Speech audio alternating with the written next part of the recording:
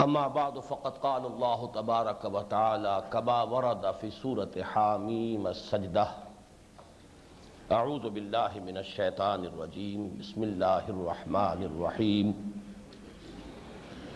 ان الذين قالوا ربنا الله ثم استقاموا تتنزل عليهم الملائكة الا تخافوا ولا تحزنوا وابشروا بالجنة ألا تخافوا ولا تحزنوا وأبشروا بالجنة التي كنتم توعدون نحن أولياؤكم في الحياة الدنيا وفي الآخرة ولكم فيها ما تشتهي أنفسكم ولكم فيها ما تدعون نزلا من غفور رحيم. وقال عز وجل كما ورد في سورة يونس ألا إن أولياء الله لا خوف عليهم ولا هم يحزنون الذين آمنوا وكانوا يتقون لهم البشرى في الحياة الدنيا وفي الآخرة. وقال عز وجل في آخر سورة آل عمران ان فی خلق السماوات والارض واختلاف اللیل والنہار لآیات لأولی الالباب الذین یذکرون اللہ قیاما وقعودا وعلی جنوبہم ویتفکرون فی خلق السماوات والارض ربنا ما خلقت ھذا باطلا سبحانک فقنا عذاب النار ربنا انك من تدخل النار فقد اخزيته وما للظالمين من انصار ربنا اننا سمعنا مناديا ينادي للايمان ان امنوا بربكم فآمنا ربنا فاغفر لنا ذنوبنا وكفر عنا سيئاتنا وتوفنا مع الابرار. وقال جل وعلا كما ورد في سورة النور الله نور السماوات والأرض مثل نوره كمشكاة فيها مصباح المصباح في زجاجة الزجاجة كأنها كوكب دري يوقد من شجرة مباركة زيتونة لا شرقية ولا غربية یکاد زیتها یضیء ولو لم تمسسه نار نور علی نور یہدی اللہ لنورہ من یشاء ویضرب اللہ الامثال للناس واللہ بکل شیء علیم. صدق اللہ العظیم. وقال النبی صلی اللہ علیہ وسلم ما من مولود الا یولد علی الفطرہ فَأَبَوَاهُ يُحَوِّدَانِهِ أَوْ يُمَجِّسَانِهِ أَوْ يُشَرِّكَانِهِ أَوْ يُنَصِّرَانِهِ أَوْ كَمَا قَالَ صَلَّى اللَّهُ عَلَيْهِ وَسَلَّمَ. وَقَالَ صَلَّى اللَّهُ عَلَيْهِ وَسَلَّمَ إِنَّ هَذِهِ الْقُلُوبَ لَتَصْدَعُ كَمَا يَصْدَعُ الْحَدِيدُ إِذَا أَصَابَهُ الْمَاءُ قِيلَ فَمَا جِلَاؤُهَا يَا رَسُولَ اللَّهِ قَالَ كثرة ذكر الموت وتلاوة القرآن او كما قال صلى الله عليه وسلم. رب اشرح لي صدري ويسر لي امري واحلل عقدة من لساني يفقهوا قولي. اللهم ربنا الهمنا رشدنا واعذنا من شرور انفسنا. اللهم ارنا الحق حقا وارزقنا اتباعه وارنا الباطل باطلا وارزقنا اجتنابه. اللهم نور قلوبنا بالایمان واشرح صدورنا للاسلام. اللهم من احييته منا فاحيه على الاسلام ومن توفيته منا فتوفه على الايمان آمین یا رب العالمین. شکر صد شکر کے جب مازب منزل رسید. اللہ کا بڑا فضل و کرم ہے، ہمارے پاس الفاظ نہیں ہیں جن میں اس کا شکر ادا کیا جا سکے کہ ہمارے یہ 5 روزہ محاضرات قرآنی جن کا عنوان حقیقت ایمان رہا ہے، آج اپنی اختتام کو پہنچ رہے ہیں. ایک رفیق نے ٹیلی فون پر آج صبح ایک خواہش کا اظہار کیا تھا کہ آج چونکہ آخری دن ہے اور ہو سکتا ہے بہت سے حضرات پہلی مرتبہ آ رہے ہوں، تو گزشتہ 4 دنوں کے خطبات کا کچھ خلاصہ بھی بیان کر دیا جائے۔ میں نے اس وقت تو کچھ غور نہیں کیا اور ان سے وعدہ کر لیا، لیکن اس وقت اسی لیے یہ ساری صراحت کر رہا ہوں کہ میں وہ وعدہ پورا نہیں کر رہا، اس لیے کہ آج کی منزل خود اپنی جگہ خاصی طویل ہے اور وقت ہمارے پاس محدود ہے۔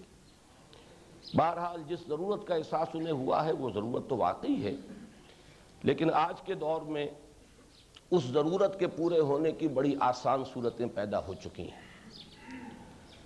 یہ جو ذرائع ابلاغ سمعی اور بصری، اب ان سے ہمیں یہ سہولت حاصل ہو چکی ہے کہ پچھلے 4 دن کے محاضرات کے ویڈیوز بھی موجود ہیں، آڈیوز بھی موجود ہیں۔ جنہیں بھی آج دلچسپی محسوس ہوگی اگر پہلی مرتبہ آئے ہوں تو کوئی ان کے لیے مشکل نہیں ہے کہ وہ آڈیو یا ویڈیو کیسٹ لے کر اور پچھلے جو خطبات ہیں وہ بھی سن لیں۔ میں آج یہ کوشش کروں گا کہ کل کا بہت تھوڑا سا حصہ جو رہ گیا تھا اسے بھی بہت ہی اجمالاً بیان کروں۔ کل کا اصل مضمون ایمان کا اصل حاصل، ایمان کا اصل لب لباب، امن، حصول امن۔ اور یہ حصول امن، اس سے مراد ہے ذہنی اطمینان اور قلبی اطمینان۔ یہ 2 ہیں جو ہائیسٹ فیکلٹیز ہیں انسان میں، جس کو ہم ہیڈ اینڈ ہارٹ سے تعبیر کرتے ہیں۔ جو بھی کچھ الجھن ہوتی ہے، جو بھی کوئی رنج ہو، صدمہ ہو، غم ہو، فکر ہو، اندیشہ ہو، ان کا تعلق انہی 2 چیزوں سے ہے۔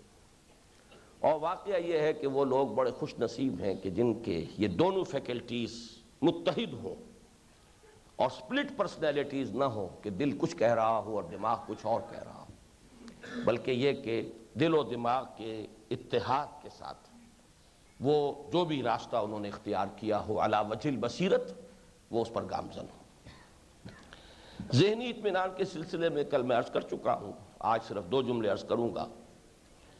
ایمان سے ان تمام سوالات کا بنیادی جواب مل جاتا ہے کہ جن سے فلسفے میں بحث کی جاتی ہے۔ ایک ورلڈ ویو، اس کائنات کی حقیقت کیا ہے؟ آیا یہ ہمیشہ سے ہے، ہمیشہ رہے گی، خود بخود بنی ہے اور خود بخود چل رہی ہے، یا کوئی اس کا بنانے والا ہے، کوئی اس کا چلانے والا ہے؟ اگر کوئی بنانے والا ہے، چلانے والا ہے، تو اس کی ذات کیسی ہے، صفات کیسی ہے؟ اس کے ساتھ ہمارا کوئی ربط و تعلق ہے؟ ربط حادث بالقدیم، اگر یہ کائنات حادث ہے اور وہ ذات قدیم ہے تو ان کے مابین ربط و تعلق کیا ہے؟ ہماری زندگی کی حقیقت کیا ہے؟ مبدأ و معاد جو میں نے عرض کیا تھا کہ حضرت مجدد الفسانی رحمۃ اللہ علیہ کی ایک کتاب کا عنوان ہے مبدأ و معاد۔ جب تک یہ معلوم نہ ہو کہ ہماری زندگی کے سفر کا آغاز کیا ہے اور اس کا آخری منزل کون سی ہے، سنی حکایت ہستی تو درمیان سے سنی، نہ ابتدا کی خبر ہے نہ انتہا معلوم، اس کا تو پھر منطقی نتیجہ یہی نکلتا ہے کہ نہ ابتدا کی خبر ہے نہ انتہا معلوم، رہا یہ وہم کہ ہم ہیں تو یہ بھی کیا معلوم۔ واقعہ یہ ہے کہ اس کا نتیجہ اسکیپٹسزم ہے یا ایگنوسٹسزم ہے، ارتیابیت ہے یا لا ادریت ہے۔ اسی طریقے سے خیر کیا ہے، شر کیا ہے، یہ کوئی مستقل ویلیوز ہیں یا کچھ ہمارا خیال ہی ہے، nothing is good or bad, only thinking makes it so، یہ حقیقت ہے، یا یہ کہ کوئی مستقل ویلیوز ہیں۔ پھر یہ کہ علم کیا ہے، علم کی حقیقت کیا ہے؟ علم بالحواس ہمیں معلوم ہے، علم بالعقل اس کا تجربہ ہر شخص کو ہے، آیا اس سے ماورا بھی کوئی سورس آف نالج ہے؟ یہ بڑے بنیادی سوالات ہیں، فلسفے کی مختلف شاخیں بحث کرتی ہیں، میٹافزکس ہے، اسی طرح ایتھکس ہے، اسی طریقے سے ایپسٹیمولوجی ہے، سائیکالوجی ہے، انسان جو ہے اس کے محرکات عمل کیا ہیں؟ آیا صرف حیوانی جبلتیں ہی ہیں جو تمام حیوانات میں ہیں، یا اس سے بالاتر بھی کوئی انسانی وجود کی کوئی اور حقیقت ہے؟ یہ تمام سوالات ہیں کہ جن سے فلسفی جب سے انسان نے سوچنا سیکھا ہے اس وقت سے گریپل کرتے رہے ہیں، کوشش کرتے رہے ہیں، کشتیاں لڑتے رہے ہیں، جو ملا ہے پیش کرتے رہے ہیں، اور اس کا کچھ نہ کوئی ورلڈ ویو کہیں سے بناتے ہیں جوڑ کر کہ یہ ہے، ہماری سمجھ میں یہ آیا ہے۔ ایمان بھی در حقیقت ایک مکمل ورلڈ ویو ہے، یا جرمن فلسفے کی اصطلاح میں weltanschauung world view based on a special angle of view وہ ہے۔ لیکن اصل بات یہ ہے کہ یہ ورلڈ ویو یہ وہ ہے کہ جو فطرت انسانی کے ساتھ کامل مطابقت رکھتا ہے۔ اس سے ایک ایسا سکون، ایک انبساط معرفت معلوم ہوتا ہے کہ سارے مسائل کا حل ہو گیا، روشنی ہو گئی، کچھ نظر نہیں آ رہا تھا کہ حقیقت کیا ہے۔ آج چونکہ یہ نور کا لفظ استعمال ہو رہا ہے، نور ایمان اور اس کے دو اجزاء نور فطرت نور وحی، وہ تو اس پر تو بعد میں گفتگو ہوگی، لیکن جان لیجئے اصل میں نور سے انسان کو سکون ملتا ہے، اندھیرے میں بے چینی ہوتی ہے۔ ابھی یہاں اندھیرا ہو جائے آپ سب بے چین ہو جائیں گے، کچھ پتہ نہیں آگے کون ہے دائیں کون ہے، کوئی چلا تو نہیں آ رہا ہے، کوئی ٹکر تو نہیں مار دے گا، کچھ پتہ نہیں۔ اور جب روشنی ہے سب معلوم ہے، دائیں کیا ہے بائیں کیا ہے آگے کیا ہے پیچھے کیا ہے، سب کا اطمینان ہے۔ تو در حقیقت وہ ذہنی اطمینان حاصل ہوتا ہے اس ایمان کے نتیجے میں۔ دوسری شے ہے قلبی اطمینان۔ قلب کو جو عوارض لاحق ہوتے ہیں ان میں ایک طرف تو خیر یہ خوشی بھی ہوتی ہے، مسرت بھی ہوتی ہے، انبساط بھی ہوتا ہے، لیکن اس سے تو آدمی کو چنتا نہیں ہوتی، تشویش نہیں ہوتی۔ لیکن جب غم ہو، رنج ہو، حزن ہو، صدمہ ہو، کرب ہو، دکھ ہو، جیسے کہ مہاتما گوتم بدھ کے الفاظ سروم دکھم، اس کائنات میں دکھ ہی دکھ ہے، یہاں تو کوئی سکھ چین کا نام ہی نہیں ہے، دکھ ہی دکھ ہے۔ اور آج کل کا ایک جدید فلسفہ ایگزسٹانشلزم، اس کا بڑا جس نے کہ اسے بہت مرغوب بنا دیا ہے نوجوانوں میں، وہ یہی ہے، وجود کا کرب کو انسان محسوس کرتا ہے۔ تو ایک طرف رنج ہے، غم ہے، دوسرے اندیشے ہیں، خدشے ہیں، یوں نہ ہو جائے ایسے نہ ہو جائے، وہ میرا کچھ بگاڑ دے گا، اس سے نقصان ہو جائے گا، وہ شیر کھڑا ہے کھا جائے گا، یہ سانپ ہے کاٹ لے گا، یا فلاں دشمن ہے، فلاں میرا افسر ہے، باس ہے، وہ ناراض ہو گیا ہے۔ تو یہ دو چیزیں ہیں جن کو قرآن نے خوف اور حزن، امن در حقیقت نام ہے خوف اور حزن کے زائل ہو جانے کا، رستگاری۔ اگر ان دو چیزوں سے انسان کو اطمینان حاصل ہو جائے تو یہ قلبی امن ہے، قلبی سکون۔ اس پر کل گفتگو ہوئی تھی اور اس میں چونکہ لفظ تصوف بھی استعمال ہو گیا تھا اور احسان کی اصطلاح جو خالص قرآنی ہے، تو اس پر جو مستفسرین حضرات تھے ان میں سے ایک صاحب نے جو سوال کیا تھا، میں چاہتا ہوں کہ یہ تصوف کے حوالے سے، اگرچہ میں نے ان کے سوال کا جواب تو دے دیا تھا، کہ جو تصوف کا موضوع ہے اس کے لیے قرآنی اصطلاح ہے مرتبہ ولایت، موالات باہمی، اللہ اور بندے کے مابین باہمی دوستی۔ اللہ مولا ہے انسانوں کا، ولی ہے، اللہ ولی الذین آمنوا یخرجہم من الظلمات الی النور، اور بندہ مومن وہ در حقیقت اللہ کے ولی ہیں، اللہ کے دوست ہیں۔ الا ان اولیاء اللہ لا خوف علیہم ولا هم یحزنون۔ لیکن یہ کہ کچھ تھوڑا سا مجھے یہ خیال ہوا اور میں کل نوٹ کر کے بھی لایا تھا، لیکن چونکہ وقت نہیں تھا اس لیے میں اس پر گفتگو نہیں کر سکا۔ تصوف کے بارے میں بھی چونکہ بہت کچھ اشکالات ذہنوں میں ہیں، تو میں چاہتا ہوں کہ چند منٹ آج لے لوں اس کام پر کہ میں اب تک کا جو بھی حاصل مطالعہ ہے یا غور و فکر کے جو نتائج ہیں تصوف کے بارے میں، وہ بھی میں آپ حضرات کے سامنے رکھ دوں، اس لیے کہ اس کا بڑا گہرا تعلق جو ہے ایمان کی بحث سے ہے۔ اس لیے کہ میرے نزدیک تصوف کا جو اصل ہدف ہے وہ یہی ہے کہ ایمان انسان کے قال سے بڑھ کر حال کی شکل اختیار کر لے، یہ تصوف کا اصل مقصد ہے۔ ایک ہے قول، اقرار باللسان، آمنت باللہ و ملائکتہ، آمنت باللہ کما ہوا باسمائہ و صفاتہ، لیکن جب یہ ایمان قال سے گزر کر حال بن جائے، یہ شے دیگر ہے اب یہ جس کو ہم اب تک یقین سے تعبیر کرتے رہے یا حقیقی ایمان سے، اس کی تعبیر کی ایک صورت یہ ہے کہ ایمان انسان کا حال بن جائے۔ اس اعتبار سے تصوف کی بحث جو ہے وہ ایمان کی بحث سے جدا نہیں ہے۔ چند باتیں میں نے نوٹ کی ہیں اور جلدی کوشش کروں گا، اس لیے کہ مجھے معلوم ہے کہ اب آج کا اصل سبق تو ابھی باقی ہے۔ پہلی بات نوٹ فرما لیجئے کہ تصوف ایک مجہول النسب لفظ ہے، اصطلاح ہے، اس کا نسب ہی معلوم نہیں۔ صرف اس پر اکتفا نہیں کر رہا میں کہ یہ کہوں کہ یہ نہ قرآن میں ہے نہ حدیث میں ہے۔ قرآن اور حدیث میں تو اور بھی بہت سے الفاظ نہیں ہیں، اور لیکن وہ ہمارے ہاں قبول عام حاصل کیے ہوئے۔ مذہب کا لفظ نہ قرآن میں نہ حدیث میں، قرآن میں تو میں یقین کے ساتھ کہہ سکتا ہوں، اس لیے کہ وہ تو ما بین الدفتین ہمارے سامنے ہے۔ حدیث میں ممکن ہے کہیں آیا وہ ذخیرہ اتنا وسیع ہے کہ کوئی کیٹیگوریکل کوئی سٹیٹمنٹ نہیں دیا جا سکتا۔ اسی طریقے سے عقیدہ، میرے علم کی حد تک تو نہ قرآن میں نہ حدیث میں یہ بھی بات کی اصطلاح ہے، لیکن یہ ہے کہ بہرحال ان اصطلاحات کو تو ہم لوگ تسلیم کرتے ہیں، بڑے سے بڑا وہابی بھی تسلیم کرتا ہے، لیکن تصوف پر آ کر جو ہے وہ کچھ وہ اٹکتی ہے، وہ کڑوی گولی حلق ہے۔ تو یہ جان لیجئے کہ یہ حقیقت ہے کہ یہ نہ قرآن اور حدیث کی اصطلاح ہے اور نہ ہی اس کا نسب معلوم، مجہول النسب ہے، اس لیے کہ یہ بن سکتا ہے باب تفاعل تو صوف سے بن سکتا ہے، بئی معنی کہ ابتدائی جو صوفیاء تھے وہ اپنے جسم کو تکلیف دینے کے لیے اونی لباس پہنتے تھے، کمبل اسی کا لباس بنا ہوا ہے تاکہ وہ کاٹتا رہے اندر، وہ نرم اور بہت ہی نرم و نازک لباس نہیں، تو اس سے شاید یہ بنا ہے۔ کچھ لوگ کھینچ تان کر کے کوشش کرتے ہیں صفا سے مشتق قرار دے دیں، وہ بنتا نہیں کسی قاعدے سے بھی۔ صفائے قلب یقیناً اس کا موضوع تو ہے، لیکن صفا سے تصوف کا لفظ میرے نزدیک، میرے علم کی حد تک جتنی تھوڑی سی صرف و نحو میں جانتا ہوں اس سے نہیں بنتا۔ دوسری بات یہ کہ تصوف کے دو رخ ہیں، جو تصوف آج تک بھی ہے سامنے۔ ایک اس کا فلسفیانہ رخ ہے۔ یہاں تھوڑی سی وضاحت کرنا چاہوں گا کہ اگرچہ مسلمانوں میں فلسفیوں کی حیثیت سے تو کچھ اور اشخاص مشہور ہیں، کندی، فارابی، ابن سینا، ابن رشد، لیکن یہ حضرات جو ہیں سب کے سب ارسطو کے متبعین، اور انہوں نے ارسطو کی منطق کے حوالے سے دین کو سمجھنے کی کوشش کی ہے اور بڑی سخت ٹھوکریں کھائی۔ یہ انہی نتائج تک تقریباً پہنچے ہیں جن کی ہمارے ہاں ایک بڑی اہم مثال ہے۔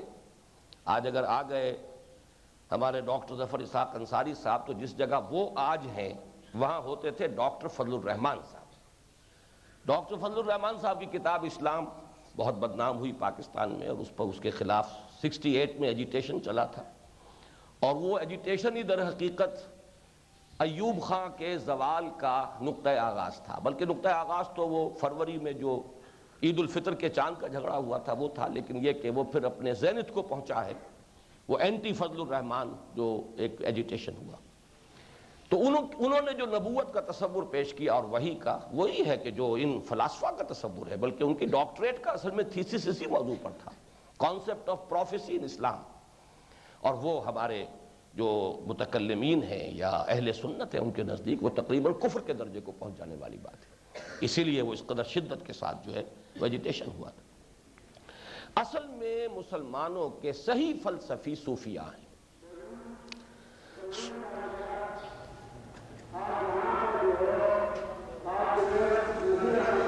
کہ وہ صوفیاء ہیں، اور یہ قول میں نقل کر رہا ہوں، میں اس قول کا ناقل ہوں۔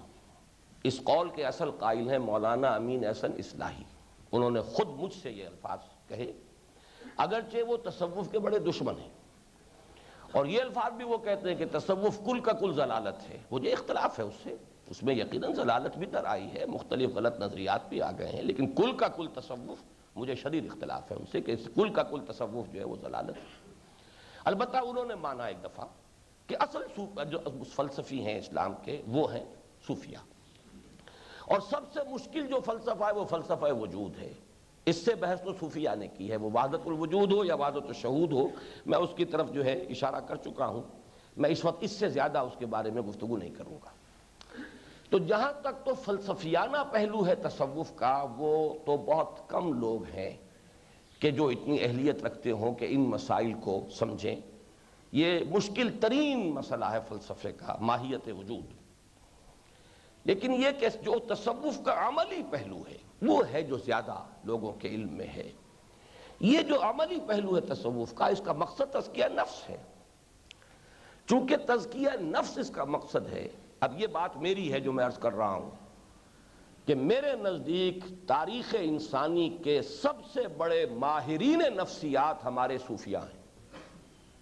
جس گہرائی میں انہوں نے نفس انسانی کی جو گہرائیاں ہیں ان میں اتر کر مشاہدہ کیا ہے کہ کیا حقائق ہیں، کیا کچھ ان کے اندر، کیا کچھ جو ہے معجزن ہے، کیسے کیسے طوفان ہے انسان کے نفس کے اندر، تو صوفیاء کرام سے بڑھ کر کوئی جدید تو واقعہ یہ ہے کہ جو مادہ پرستانہ نقطہ نظر رکھنے والے جو ماہرین نفسیات ہیں ان کو تو وہاں تک رسائی حاصل ہی نہیں، لیکن یہ ہے کہ جو گہرائی، اگر آپ جو انسانوں کی قسمیں بیان کی ہیں شاہ ولی اللہ دہلوی رحمۃ اللہ علیہ نے نفسیات کے حوالے سے، اب میں تو جب پہلی مرتبہ پڑھا دنگ رہ گئی، اب اس وقت میں اس کی تفصیل میں نہیں جا سکتا۔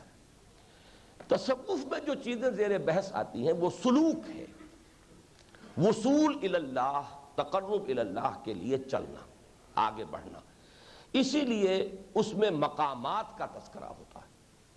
میں نے کل یہ لفظ استعمال کیا تھا، مقام صبر ہے، مقام شکر ہے، مقام محبت ہے، مقام تسلیم ہے، مقام رضا ہے، مقام توکل ہے، یہ مقامات جب سفر کر رہا ہے ایک انسان تو سٹیشن آتے ہی ہیں، اب ساہیوال آ گیا ہے، اب کھانے وال آ گیا ہے، اب ملتان آ گیا ہے۔ اسی طریقے سے اس سلوک میں تقرب اللہ، وصول اللہ، اس میں کچھ مقامات ہیں، ان سے بڑی گہری بحث جو ہے انہوں نے کی ہے۔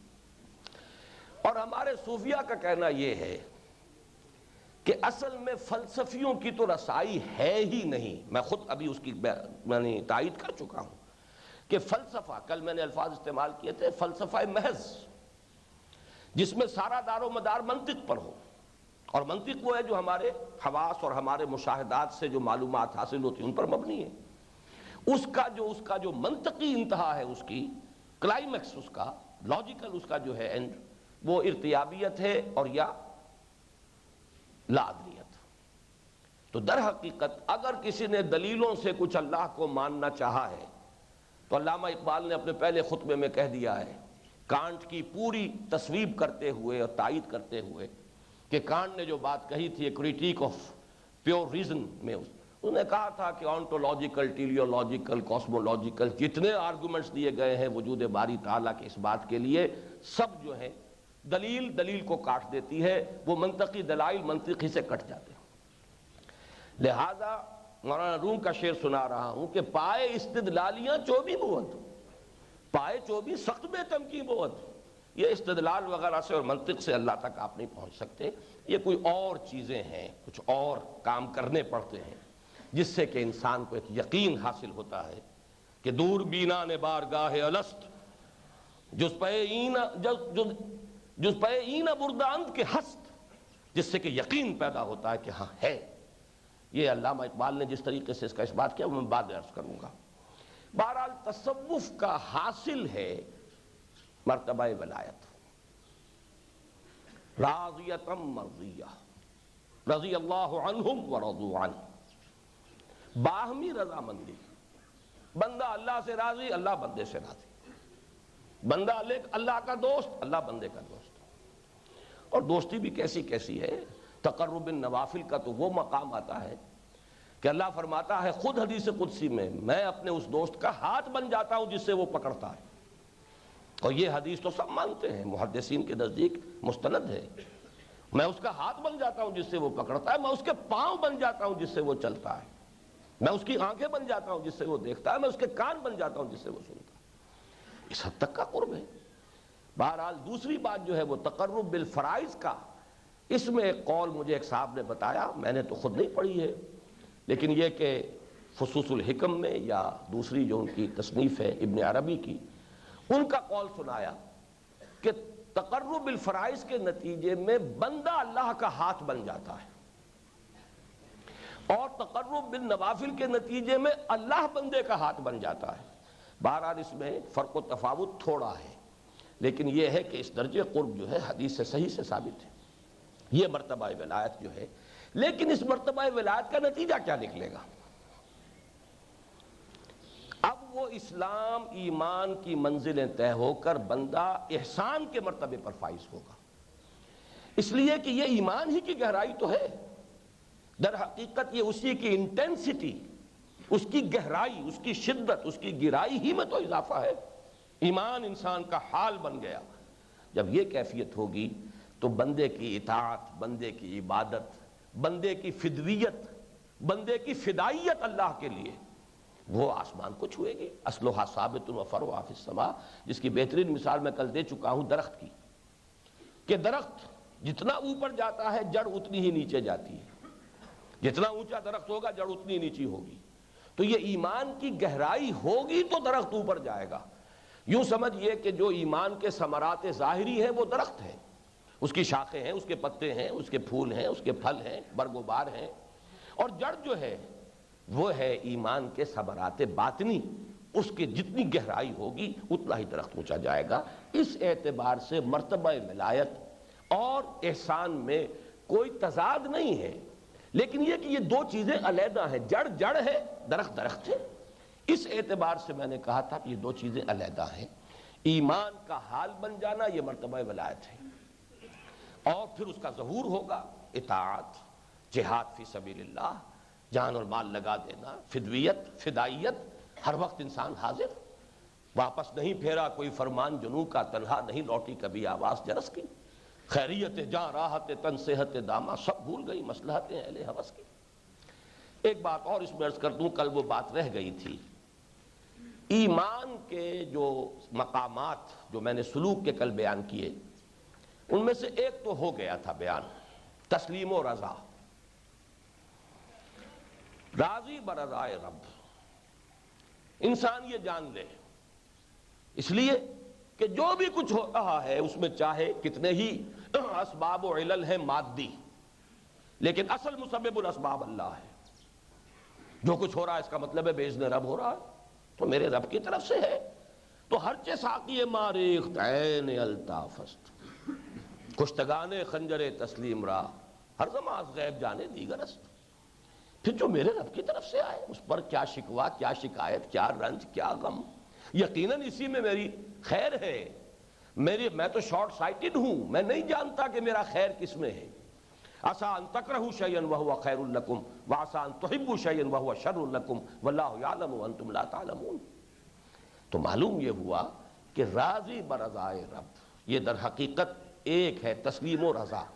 ہم بھی تسلیم کی خو ڈالیں گے، بے نیازی تیری عادت ہی صحیح۔ لیکن دوسرا جو اہم ترین ہے، اسی کا ایک منطقی نتیجہ یا دوسرا تصویر کا رخ، وہ ہے توکل اور تفویض۔ رضا اس پر ہے جو ہم پر وارد ہو رہا ہے، جو حالات بھی آ رہے ہیں، ما اصاب من مصیبت الا باذن اللہ ومن یؤمن باللہ یہد قلبہ واللہ بکل شیء علیم۔ ایک ہے جو ہم سے صادر ہو رہا ہے، افعال، اعمال، بھاگ دوڑ، سعی و جہد، تگ و دو جو ہم کر رہے ہیں۔ اب اس میں جو چیز ایمان باللہ کا منطقی نتیجہ ہے وہ ہے توکل۔ کچھ نہیں ہو سکتا جب تک کہ اللہ نہ چاہے، سارے اسباب و وسائل موجود ہوں، کوئی نتیجہ برآمد نہیں ہوگا اگر اللہ نہ چاہے۔ اگر آپ کا یہ خیال ہے کہ صبح مجھے جانا ہے راولپنڈی اور گاڑی بھی ٹھیک ہے، سروس بھی آج ہوئی ہے، پیٹرول بھی ہے، بس چلوں گا، معلوم ہوا آپ محجوب ہو گئے، اللہ کو بھول گئے، اللہ بیچ میں یاد نہیں رہا۔ وہ جو کل امام راضی کا میں نے آپ کو قول سنایا تھا کہ معرفت کا اونچا مقام تو یہ ہے کہ ہر شے سے پہلے اللہ نظر آئے، درمیانی مقام یہ کہ ہر شے کے ساتھ ہی اللہ بھی نظر آئے، اور یہ بڑا گھٹیا درجہ ہے کہ ہر واقعے کے وقوع کے بعد تو اللہ یاد آ جائے، یہ تو بڑا گھٹیا ہے، پر ہمیں تو کبھی یاد آتا ہی نہیں۔ لیکن یہ کہ نہیں ہو سکتا جب تک کہ اذن رب نہ ہو، یہ یقین اگر نہیں ہے، ہوگا وہ۔ اگرچہ توکل کے وہ غلط معنی جو ہے اللہ پر چھوڑ کر بیٹھ گئے، ہاتھ پاؤں توڑ کر بیٹھ گئے، وہ تصور نہیں ہے۔ پوری محنت کرو، اعدوا لہم ما استطعتم، جتنا امکان کے اندر ہے ساز و سامان فراہم کرو دشمن کے مقابلے کے لیے، تمام وسائل و اسباب استعمال کرو۔ وسائل و اسباب یہ عالم اسباب ہے، استعمال کرو، لیکن کبھی یہ نہ سمجھنا کہ نتیجہ ان سے برآمد ہو جائے گا۔ چاہے گا وہ جو اللہ ہو، اللہ جو چاہے گا وہ ہوگا۔ ما شاء اللہ کان وما لم یشاء لم یکن۔ میں نے آپ کو کل ایک حدیث سنائی تھی، اس کا ایک جملہ اور بھی ہے۔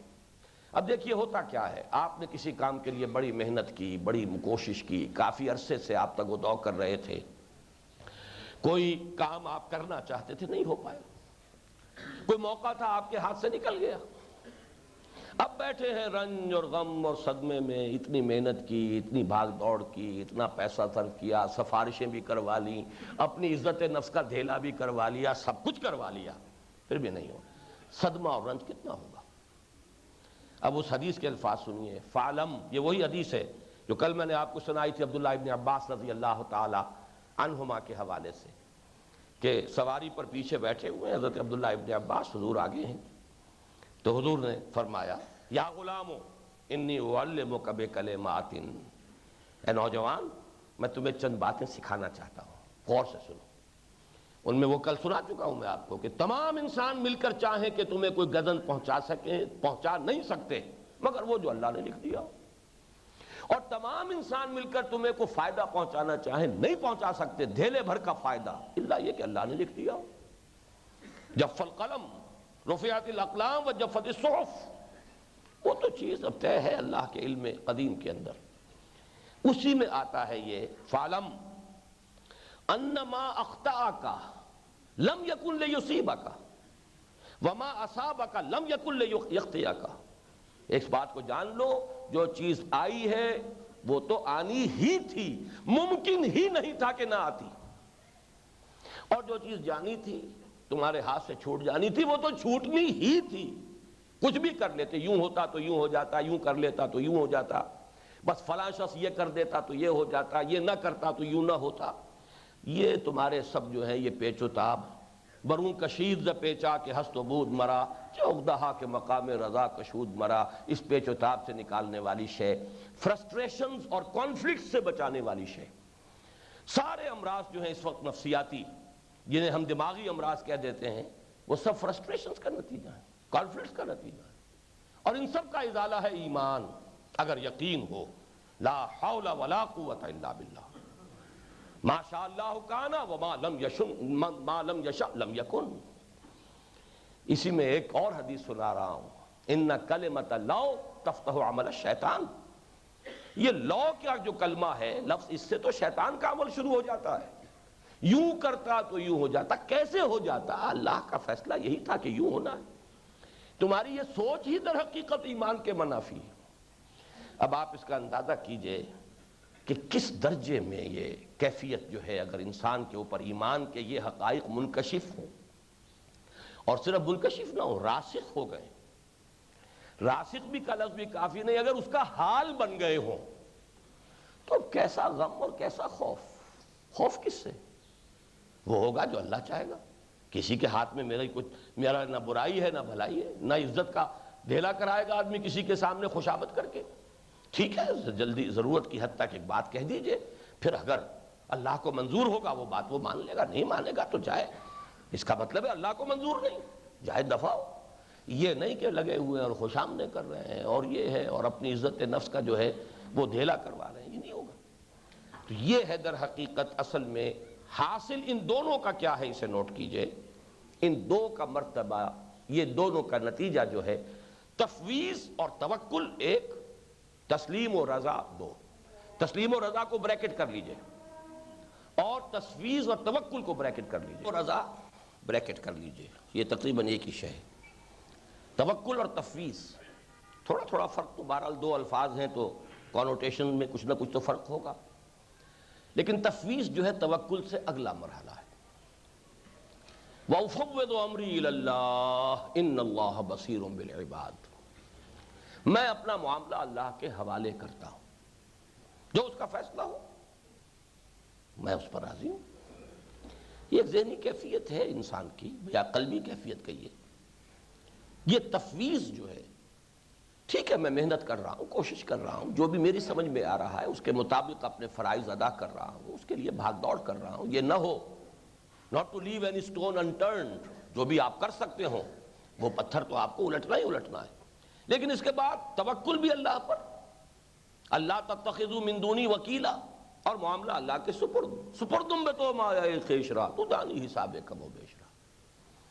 یہ چیز جو ہے تفویض، اس قدر اس میں سکون ہے، اتنا اطمینان ہے، کاہے کی چنتا، کاہے کی تشویش۔ اس میں بڑا پیارا شعر ہے فارسی کا، یہ جو حقائق جو ہیں متصوفانہ حقائق، یہ میں جان بوجھ کر لفظ استعمال کر رہا ہوں، ہیں تو ایمانی حقائق، لیکن یہ کہ خوبصورتی کے ساتھ ادا ہوئے ہیں فارسی ادب میں اور شاعری میں۔ کس قدر پیارا شعر ہے، کار ساز ماں بے فکر کار ماں، فکر ماں در کار ماں آزار ماں۔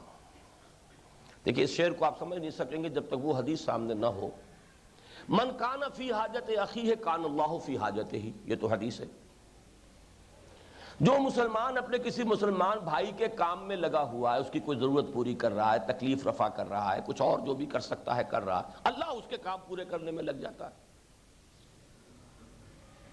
من کان فی حاجت اخی کان اللہ فی حاجت ہی، یہ تو ابھی ایک انسان کا، اگر آپ اللہ کے کام میں لگ جائیں تو کیا اتنا اللہ تعالیٰ بے مروت ہے؟ کیا اندازہ کرتے ہیں اس کے بارے میں؟ آپ اس کے کام میں لگے ہوئے اور وہ آپ کے کام کو درست نہ کرے۔ ایک بڑی پیاری بات ایک دفعہ کہی تھی، ہمارے محاضرات میں آئے تھے سید مظفر حسین ندوی صاحب، میرے بزرگوں میں سے ہیں اور مظفر آباد آزاد کشمیر ہی میں ان کا قیام ہے، ندوی ہیں۔ انہوں نے جمعے میں تقریر کی تھی، آئے تھے محاضرات میں شرکت کے لیے، بڑی پیاری بات کہی تھی، نصرت خداوندی کے حصول کا لازمی ذریعہ کون سا ہے؟ شور شارٹ، ان تنصر اللہ ینصرکم، اگر تم اللہ کی مدد کرو گے اللہ تمہاری مدد کرے گا۔ تم اللہ کے دین کے کام میں لگ جاؤ، اس کا جھنڈا اٹھاؤ، اللہ تمہاری مدد کرے گا۔ آخر یہ تو ایک انسان سے بھی آپ اگر شریف انسان ہے، بامروت انسان ہے، توقع کرتے ہیں آپ اس کا بھلا کریں، وہ آپ کا بھلا نہیں کرے گا۔ اسی طرح کار ساز ماں بے فکر کار ماں، اگر میں واقعتاً اللہ کا ہو گیا ہوں اور اللہ ہی کے لیے اپنے آپ کو لگا رہا ہوں، کھپا رہا ہوں، تو کیسے ممکن ہے کہ میرے سارے معاملات کی ذمہ داری اللہ خود نہ لے لے؟ جب میرا کارساز ہی میرے معاملات کی فکر میں ہے تو مجھے اور کسی چنتا کی ضرورت کیا ہے؟ اور اگر میں خود کروں گا تو کچھ نہ کچھ بگاڑ بیٹھوں گا، میرا علم کامل نہیں، میں کہیں ٹھوکر کھاؤں گا۔ تو فکر ماں در کار ماں آزار ماں، اگر میں اپنے معاملات کا سارا سلسلہ اپنے ہاتھ میں لے لیتا ہوں تو اپنے آزار کا سبب بن جاتا ہوں۔ یہ ہے تفویض، افوض امری اللہ ان اللہ بصیر بالعباد۔ تو نوٹ کر لیجئے، بنیادی اصطلاح ہے عبدیت، عبدیت کی شدت اور گہرائی، مرتبہ ولایت، اور الا ان اولیاء اللہ لا خوف علیہم ولا هم یحزنون، اور وہ کوئی اور مخلوق، کوئی اور سپیشیز نہیں ہے انسانوں میں سے ہی۔ ایمان کی گہرائی، الذین آمنوا وکانوا یتقون لہم البشریٰ فی الحیات الدنیا والآخرہ، بشارتیں بشارتیں ان کے لیے دنیا میں بھی اور آخرت میں بھی، کوئی رنج غم افسوس اس کا کوئی سوال نہیں۔ راضیۃ مرضیہ، رضی اللہ تعالی عنہم، رضی اللہ عنہم ورضوا عنہ، 4 مرتبہ آیا قرآن مجید۔ انہی حقائق کے لیے میں اب آپ کو ایک دعا سنا رہا ہوں۔ مقام عبدیت، اپنی سپردگی، تفویض، راضی برضا ہونے کی کیفیت، اور چونکہ یہ ایمانی حقائق کا منبع اور سرچشمہ ہے قرآن، تو قرآن کے ذریعے سے اپنے غم اور رنج کے ازالے کی درخواست ایک دعا میں جمع کی ہے، عظیم ترین دعاؤں میں سے ہے۔ اللہم انی عبدک وابن عبدک وابن امتک ناصیتی بیدک ماض فی حکمک عدل فی قضاؤک اسألک بکل اسم ہوا لک سمیت بہ نفسک او علمتہ احدا من خلقک او انزلتہ فی کتابک اب استاثرت بہ فی مکنون الغیب عندک ان تجعل القرآن ربیع قلوبنا ونور صدورنا وجلاء احزاننا وذہاب ہمومنا وغمومنا۔ یہ اگر آپ یاد کرنا چاہیں تو وہ جو کتاب چاہے میرا مسلمانوں پر قرآن مجید کے حقوق، اس کے آخر میں جلے الفاظ میں، اور میں نے ایک سیٹنگ کے ساتھ اس کو شائع کیا، لاکھوں کی تعداد میں شائع کر چکا ہوں الحمدللہ۔ اے اللہ میں تیرا بندہ ہوں۔ کون فرما رہے ہیں؟ محمد الرسول اللہ صلی اللہ علیہ وسلم۔ یہ آپ کی تہجد کی دعاؤں میں سے ہے۔ اے اللہ میں تیرا بندہ، میرا باپ بھی تیرا ادنا غلام تھا، میری ماں بھی تیری ادنا کنیز تھی، میری پیشانی تیرے ہی ہاتھ میں ہے، میرے وجود پر تیرا ہی ہے، پر نہیں میں بھی کہیے، ماضٍ فی حکمک، میرے وجود پر، میرے معاملات میں، میرے وجود میں تیرا ہی حکم جاری و ساری ہے، عدل فی قضاؤک، میرے بارے میں جو فیصلہ تو کرے وہ انصاف ہی انصاف ہے، کوئی شکوہ و شکایت نہیں۔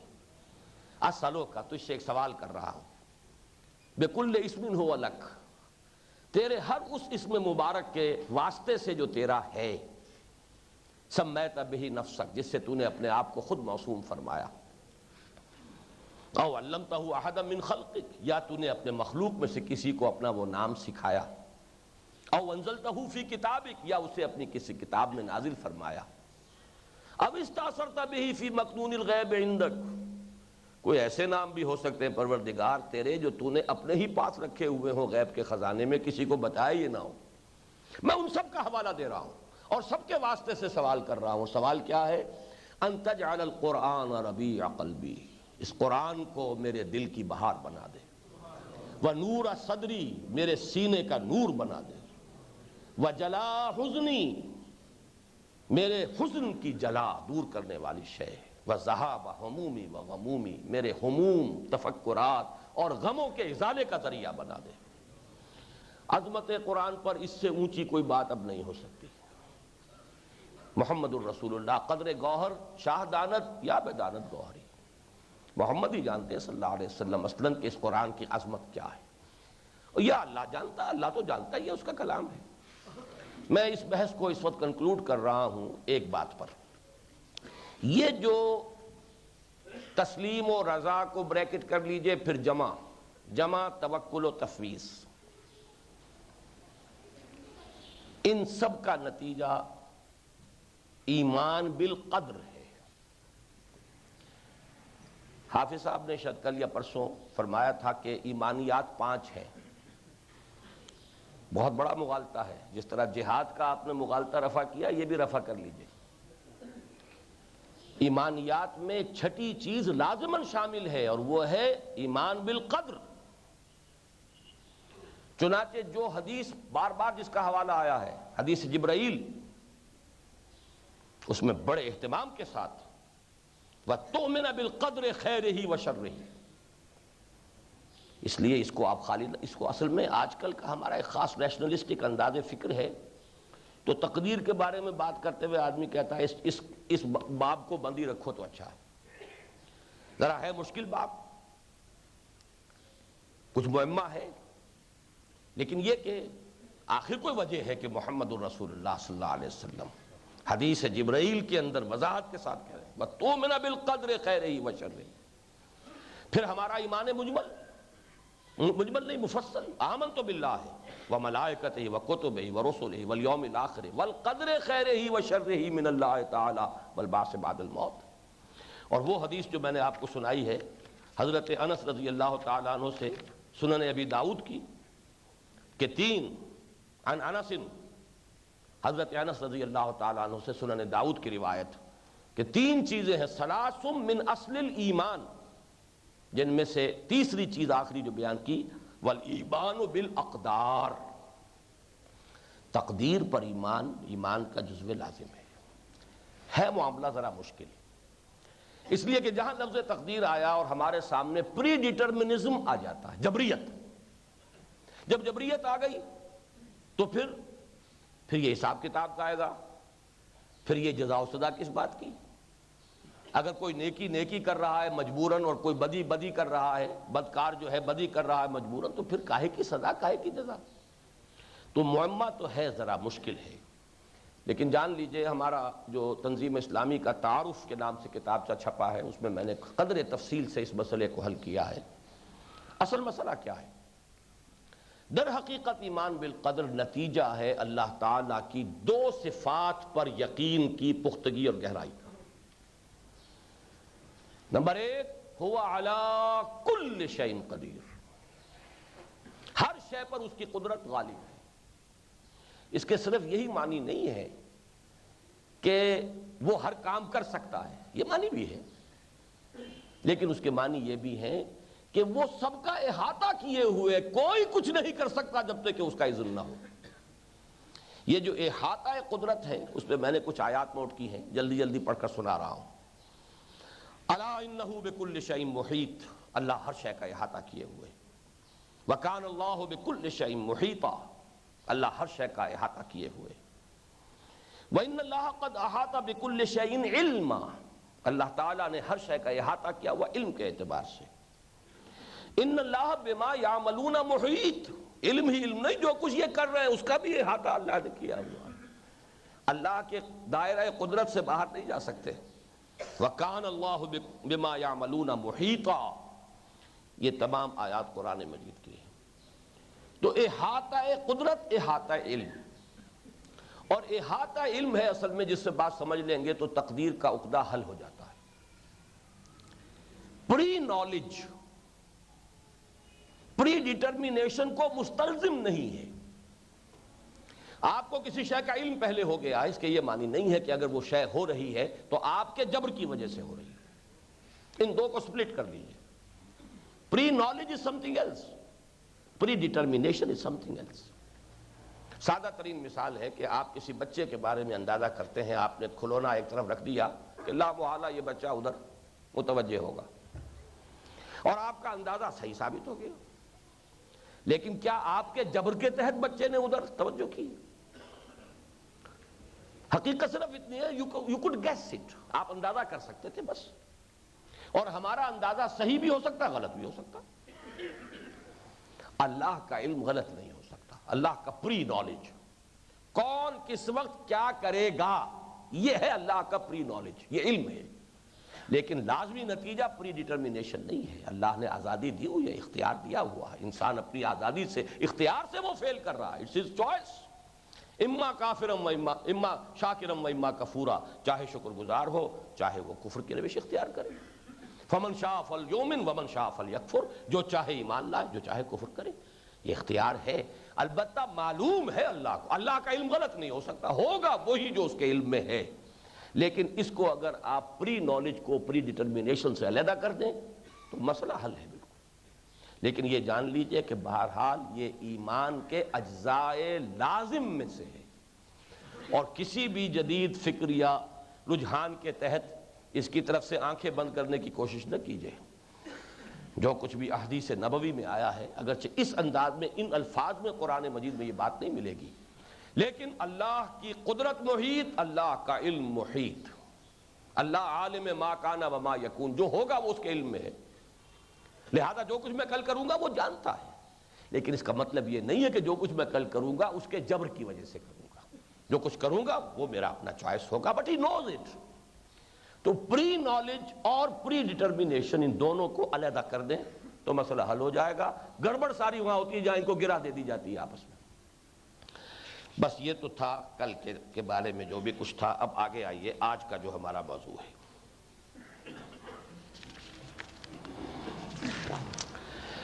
یہاں میں ذرا ترتیب بدل رہا ہوں. شعوری اور غیر شعوری ایمان کی بحث پہلے لے رہا ہوں، اس میں فرق کیا ہے.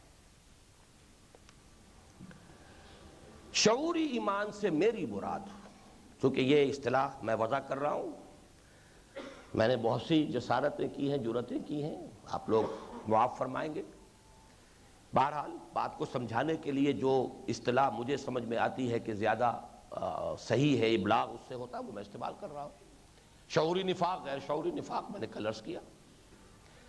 شعوری ایمان اور غیر شعوری ایمان. شعوری ایمان سے میری مراد وہ ہے، وہ ایمان جس کے ساتھ انٹلیکچول ایلیمنٹ موجود ہے، ذہنی، فکری سوچ. ایمان کا محل تو، یقین کا محل اور مقام قلب ہے. لیکن جیسا کہ میں نے کہا تھا، ایک سپلٹ پرسنالٹی ہوتی ہے، دل کچھ اور کہہ رہا ہے، دماغ کچھ اور کہہ رہا ہے. ایک یہ کہ دماغ اور دل دونوں متحد اور متفق ہو گئے ہوں، وہ ہے شعوری ایمان. اور اس کے لیے قرآن مجید میں جو اصطلاح آئی ہے وہ ہے علی وجہ البصیرت ایمان. سورہ یوسف میں فرمایا گیا حضور سے کہ کہہ دیجئے اے نبی، قل ھذہ سبیلی، اے نبی کہہ دیجئے یہ میرا راستہ ہے. ادعو الی اللہ علی بصیرت انا ومن اتبعنی، میں اللہ کی طرف جو بلا رہا ہوں تو اندھیرے میں ٹامک ٹوئیاں نہیں مار رہا ہوں، ظن و تخمیر کے تیر تکے نہیں چلا رہا ہوں فلسفیوں کی طرح. علی وجہ البصیرت، نہ صرف میں، جو میرے متبعین ہیں حضور کے متبع اول اس معنی میں کہ دعوت اور تبلیغ کے اندر ان کے سب سے پہلے دست و بازو بننے والے حضرت ابو بکر، عشرہ مبشرہ میں سے 10 میں سے 6 لا کر جھولی میں ڈالنے والے حضور کے وہ تو حضرت ابو بکر ہیں۔ تو ابو بکر بھی کہیں اندھیرے میں ٹامک ٹوئیاں نہیں مار رہے، یہ ڈوگما نہیں ہے، یہ کوئی بلائنڈ فیتھ نہیں ہے، بلکہ علی وجہ البصیرت، قل ھذہ سبیلی ادعو الی اللہ علی بصیرۃ انا ومن اتبعنی۔ غیر شعوری ایمان سے میری مراد یہ ہے کہ یقین تو ہے ان حقائق کے اوپر، لیکن اس کے ساتھ کوئی انٹلیکچول ایلیمنٹ نہیں ہے۔ یا تو آدمی کا مزاج ہی انٹلیکچول نہیں ہے، اس کی استعداد ہی نہیں ہے، ٹھیک ہے، لیکن یہ کہ اگر ہے تو اس نے کہیں علیحدہ علیحدہ رکھا ہوا ہے معاملے کو۔ میں نے کئی مرتبہ ایک مثال دی ہے، چونکہ وہ سادہ مثالوں سے باتیں بہت آسانی سے واضح ہو جاتی ہیں۔ ایک نوجوان، اب کیا تو نوجوان جب اس وقت تھے جب یہ بات ہو رہی تھی، اب تو وہ بھی ادھیڑ عمر کے ہیں، اور وہ بڑے ایکٹیوسٹ ہیں، ریلیجس ایکٹیوسٹ، کافی کام کر رہے ہیں دین کا۔ انہوں نے کیا MSc باٹنی اور بہت ایکٹیوسٹ تھے۔ بہت سے حضرات جانتے بھی ہوں گے، ڈاکٹر عثمانی صاحب کی جماعت حزب اللہ، وہ ڈاکٹر عثمانی صاحب کے چچا زاد بھائی بھی ہیں۔ ڈاکٹر عثمانی صاحب کا انتقال ہو چکا ہے، وہ ڈاکٹر کمال موجود ہے، ان کی بات ہے یہ، بہت ہی یعنی جذبے والے اور کام کرنے والے۔ میں نے ان سے کہا کہ ڈارون کے نظریہ ارتقاء کے بارے میں آپ کا کیا خیال ہے؟ کہ کفر ہے؟ میں نے کہا خیر کفر تو وہ ہوگا جیسے آپ کہہ رہے ہیں، میں اس سے بحث نہیں کر رہا، فتویٰ نہیں میں نے مانگا، میں تو آپ سے اس اعتبار سے پوچھ رہا ہوں کہ آپ نے MSc باٹنی کیا ہے، جو بھی شواہد، جو دلائل، جو بھی پیش کیے جاتے ہیں، اس کے بارے میں آپ کی کیا رائے ہے؟ تو آپ کان کھول کر سنیے، جواب یہ تھا دلائل تو بڑے کنونسنگ ہیں، دماغ کنونسڈ ہے اس پر، دل کہتا ہے کفر ہے۔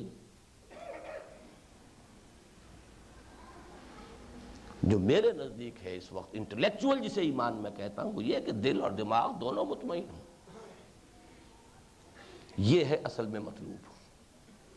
البتہ ایک بات نوٹ کر لیں، اس کا میں ایک مثال دیتا ہوں آپ کو۔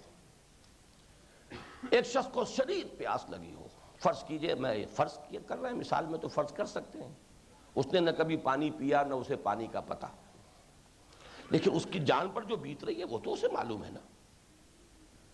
کوئی اسے پانی کا ایک گلاس دیتا ہے، وہ پیتا ہے، اسے یقین کامل ہو جاتا ہے کہ مجھے اسی کی ضرورت تھی، اور میرے اندر جو بھی قیامت برپا تھی اس کا علاج یہی ہے، یہی شے ہے جس کی کہ مجھے ضرورت تھی، میں اسی کا پیاسا تھا۔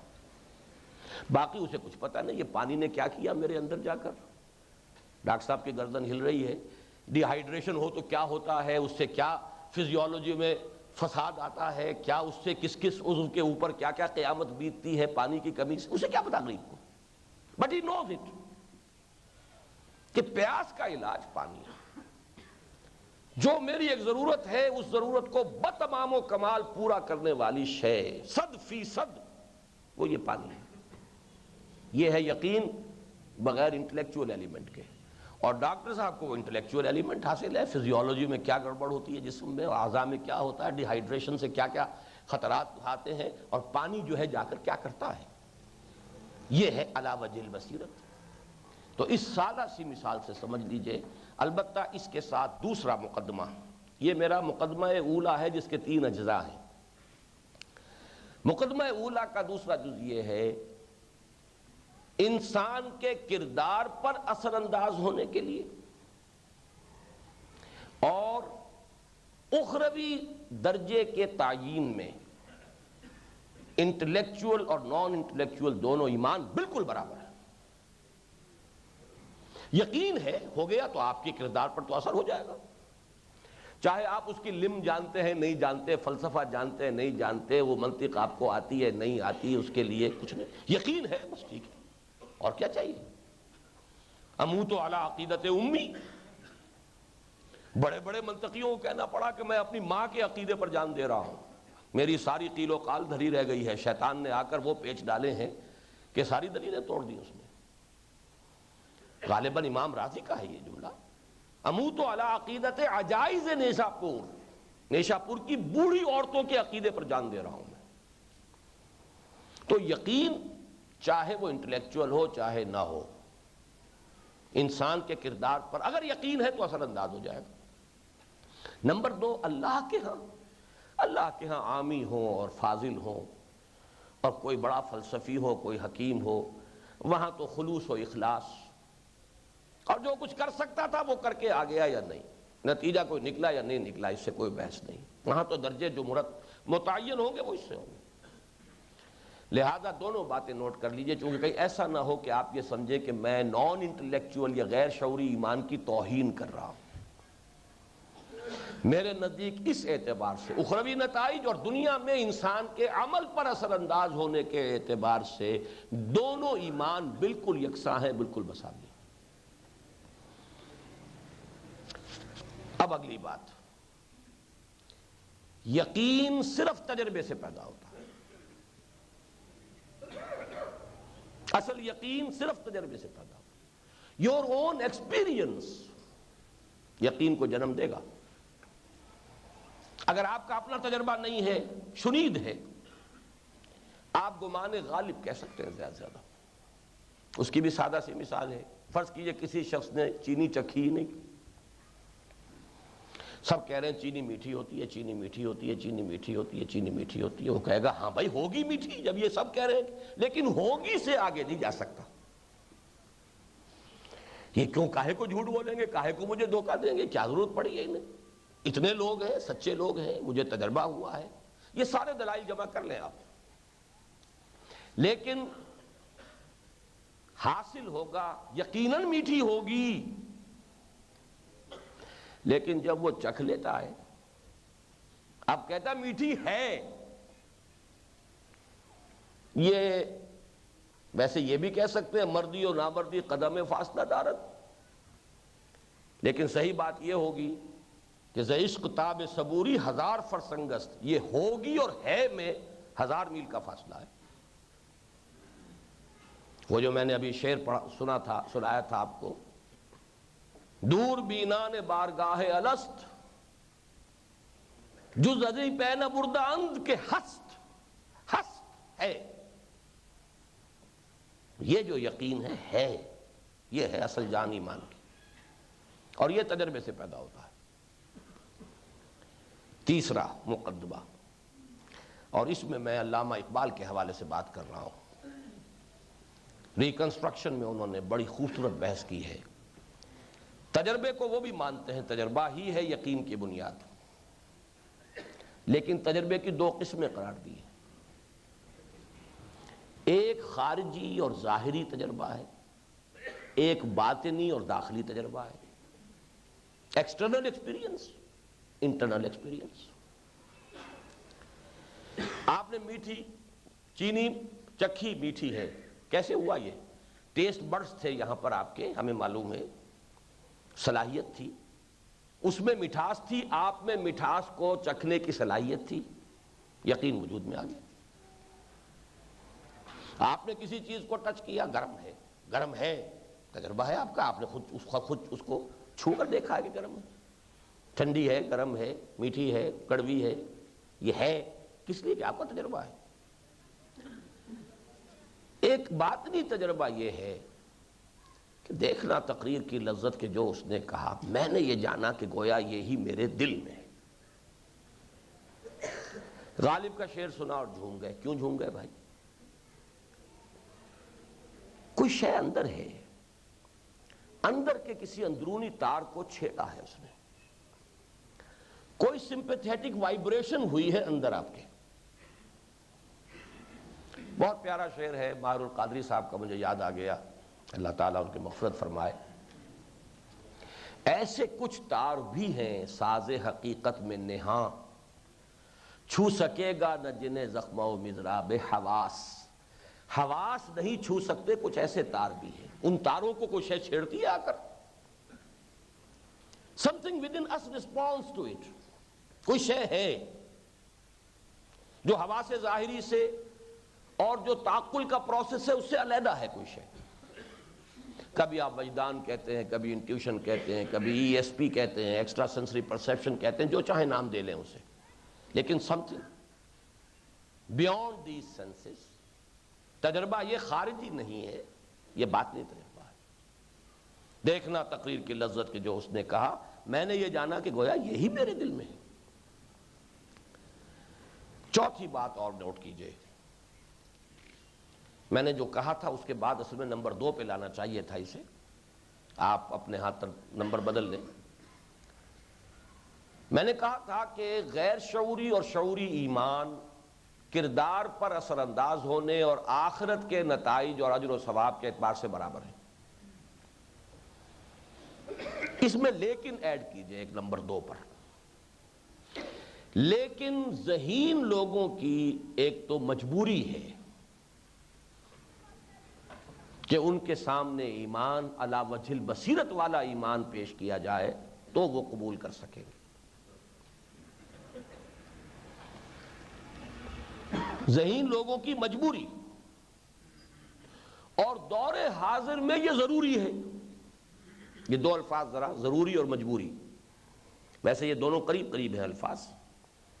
انٹلیکچوئلز کی مجبوری ہے، وہ اپنی ذہن کی ساخت، اپنی طبیعت کی مزاج کی ساخت سے مجبور ہیں کہ پہلے کوئی بات ان کے انٹلیکٹ کو اپیل کرے گی تو مانیں گے، تو دل تک جائے گی، ورنہ دل کے اوپر غلاف ہیں ان کے انٹلیکٹ کے، بیریئرز ہیں. You have to pierce the barriers to reach their heart. یہ ان کی مجبوری ہے. دور حاضر کی ضروری کیوں ہے یہ؟ اس کے 2 اسباب نوٹ کر لیجئے. نمبر 1، سائنٹیفک انفارمیشن کا اتنا بڑا ایکسپلوژن ہوا ہے. یہ تو یوں سمجھیے یہ صدی جو ہے، بلکہ پوری صدی بھی نہیں، درمیان کی کا نصف صدی جو ہے، اس نے جو ایکسپلوژن، ایٹمک ایکسپلوژن کیا ہوگا جتنا معلومات کا ایکسپلوژن ہوا. اب ظاہر بات ہے کہ آپ لوگ جو ہیں، عوام بھی کہیں بند گلیوں میں تو نہیں رہتے، اسی فضا میں سانس لے رہے. اور نمبر 2، ذرائع ابلاغ جو ہیں، جو سمیع اور بصری کی بات آج شروع میں ہوئی تھی، انہوں نے گراس روٹ لیول تک وہ فلسفے پہنچا دیے ہیں. چاہے پڑھے نہ انہیں کچھ پتا نہیں. ریڑھی چلانے والا بھی بولتا استحصال، آدمی کانپ جاتا ہے، اتنا ثقیل لفظ. باب استفعال تو ثقیل ترین باب ہے، ثلاثی مزید فی کا. استحصال زبان پہ چڑھا ہوا، ریڑھی چلا رہا ہے، الف کا نام بے نہیں پڑھا، استحصال کا لفظ بول رہا. کیوں؟ یہ ذرائع ابلاغ. جب سے وہ پہلے تو ریڈیو تھا، بجلی سے چلتا تھا، چلیے جہاں بجلی تھی وہیں تھی بات. ٹرانزسٹر آ گیا تو کمہار بھی جا رہا ہے کھوتے کے اوپر، تو ساتھ اس کے جو ہے وہ ٹرانزسٹر ہے. ہل چلا رہے ہیں گاؤں میں اور ٹرانزسٹر جو ہے وہ ساتھ لٹکا ہوا، ہل کے ساتھ لٹکا ہوا. گانے سنیں یا کوئی ڈرامہ سنیں، اور ڈرامے کے اندر سب کچھ آ رہا ہے، سارا فکر آ رہا ہے، مارکسزم آ رہا ہے، ساری نئی اقدار آ رہی ہیں، ہر شے آ رہی ہے. تو 2 چیزیں ہیں کہ اس دور میں صرف انٹلیکچوئلز کو نہیں، عوامی سطح پر بھی آپ ٹیکل نہیں کر سکیں گے جب تک کہ گریپل نہیں کریں گے انٹلیکچوئل پرابلمز کو. تو آج کے دور میں بہت شدید ضرورت ہے. اقبال کا ایک شعر مجھے یاد آیا تھا، نوٹ بھی کر لایا تھا، کہ عذاب دانش حاضر سے باخبر ہوں میں، کہ میں اس آگ میں ڈالا گیا ہوں مثل خلیل. پتہ تو اسے لگے گا نا جو اس میں ڈالا جائے گا. اب ڈاکٹر عبدالخالق صاحب کو پتا ہے نا کہ برٹرینڈ رسل کیا کچھ کر گیا دنیا میں، کتنے کروڑوں کو کس فکر میں اور رو کے اندر بہا کے چلا گیا. ساختہ کیا کر رہا ہے، کیا کچھ اس نے کیا ہے، ہی نوز اٹ. تو علامہ اقبال عذاب دانش حاضر، الفاظ پر تو توجہ کیجیے. عذاب دانش حاضر سے باخبر ہوں میں. علماء کو کیا پتا جنہوں نے پڑھا ہی نہیں فلسفہ، ادھر کی سنی ادھر کی سنی سنائی باتیں. اللہ اللہ خیر صلی اللہ. وہ تو فلسفہ پڑھتے بھی ہیں تو وہ ارسطو کی منطق پڑھتے. عذاب دانش حاضر سے باخبر ہوں میں، کہ میں اس آگ میں ڈالا گیا ہوں مثل خلیل. جب تک اس دانش حاضر کا توڑ نہیں ہوگا کوئی ایمان کی تحریک عوامی سطح پر بھی بارآور نہیں ہوگی۔ اب آئیے مقدمہ ثانیہ۔ اجمالاً ایمان نام ہے ایمان باللہ کا، یہ ہم پڑھ چکے ہیں، پہلے ہی لیکچر میں آ چکا تھا۔ اس لیے مجمل ایمان کیا ہے؟ آمنت باللہ کما ہوا باسمائہ و صفاتہ وقبلت جمیع احکامہ اقرار باللسان و تصدیق بالقلب۔ اس کی معراج ہے معرفت۔ میں معراج اس لیے کہہ رہا ہوں، ویسے تو یہ کہ معراج پر تو فائز ہے محمد الرسول اللہ صلی اللہ علیہ وسلم۔ اب یہ کسر نفسی کہیں یا یہ کہ ایک شخص کو ہمالیہ پر چڑھا ہوا ہے، ہمیں تو وہ نظر آ رہا ہے کہ آسمان پر ہے، لیکن اسے پتا ہے کہ اس سے آگے آسمان اور کہاں ہے۔ تو جس کو سمجھتا ہے زمین، تو جس کو سمجھتا ہے فلک اپنے جہاں کا، شاید کہ زمین ہو وہ کسی اور جہاں کی۔ حضور فرماتے ہیں ما عرفناک حق معرفتک وما عبدناک حق عبادتک۔ اے اللہ ہم تجھے نہ پہچان پائے جیسے کہ تجھے پہچاننے کا حق تھا۔ لیکن یہاں صیغہ نا کا ہے، اس میں میرا خیال ہے کہ یہ امت کی طرف سے حضور فرما رہے ہیں، اور ہم تیری بندگی نہیں کر پائے جیسے کہ تیری بندگی کا حق تھا۔ ما قدر اللہ حق قدرہ، معرفت۔ اب اس مقدمہ ثانیہ میں دوسری بات ہے، دوسرا جز یہ ہے اصل میں اب تصوف کا میدان۔ معرفت رب بتمام و کمال روح انسانی میں بالقوہ موجود ہے۔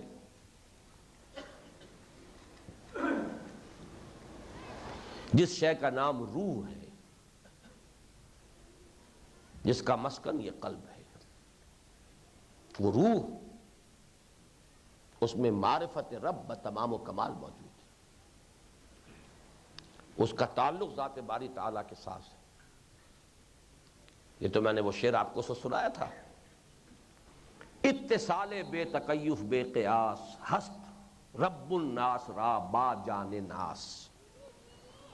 روح انسانی کا ایک اتصال ہے ذات باری تعالیٰ کے ساتھ، اگرچہ ہم اسے قیاس نہیں کر سکتے کسی شے پر۔ لا مثل لہ ولا مثال لہ ولا مثیل لہ، لیس کمثلہ شیء۔ تو بے تکیف بے قیاس، نہ قیاس کیا جا سکتا ہے، نہ اس کی کیف و کم کی بات ہم کر سکتے ہیں، لیکن ہے اتصال۔ اور بڑا پیارا شعر ہے جو مولانا شبیر احمد عثمانی صاحب لے کر آئے ہیں اپنے حواشی میں۔ جان نہا در جسم، جان نہا در جسم، او در جان نہا، جان نہا در جسم، او در جان نہا۔ اے کیا شعر میں بھول رہا ہوں، اے جان جاں، اس پہ ختم ہوتا ہے شعر۔ جان جاں، یہ جو ہماری جان ہے، جان میں روح ہے، اور اس روح کا تعلق ذات باری تعالیٰ کے ساتھ ہے۔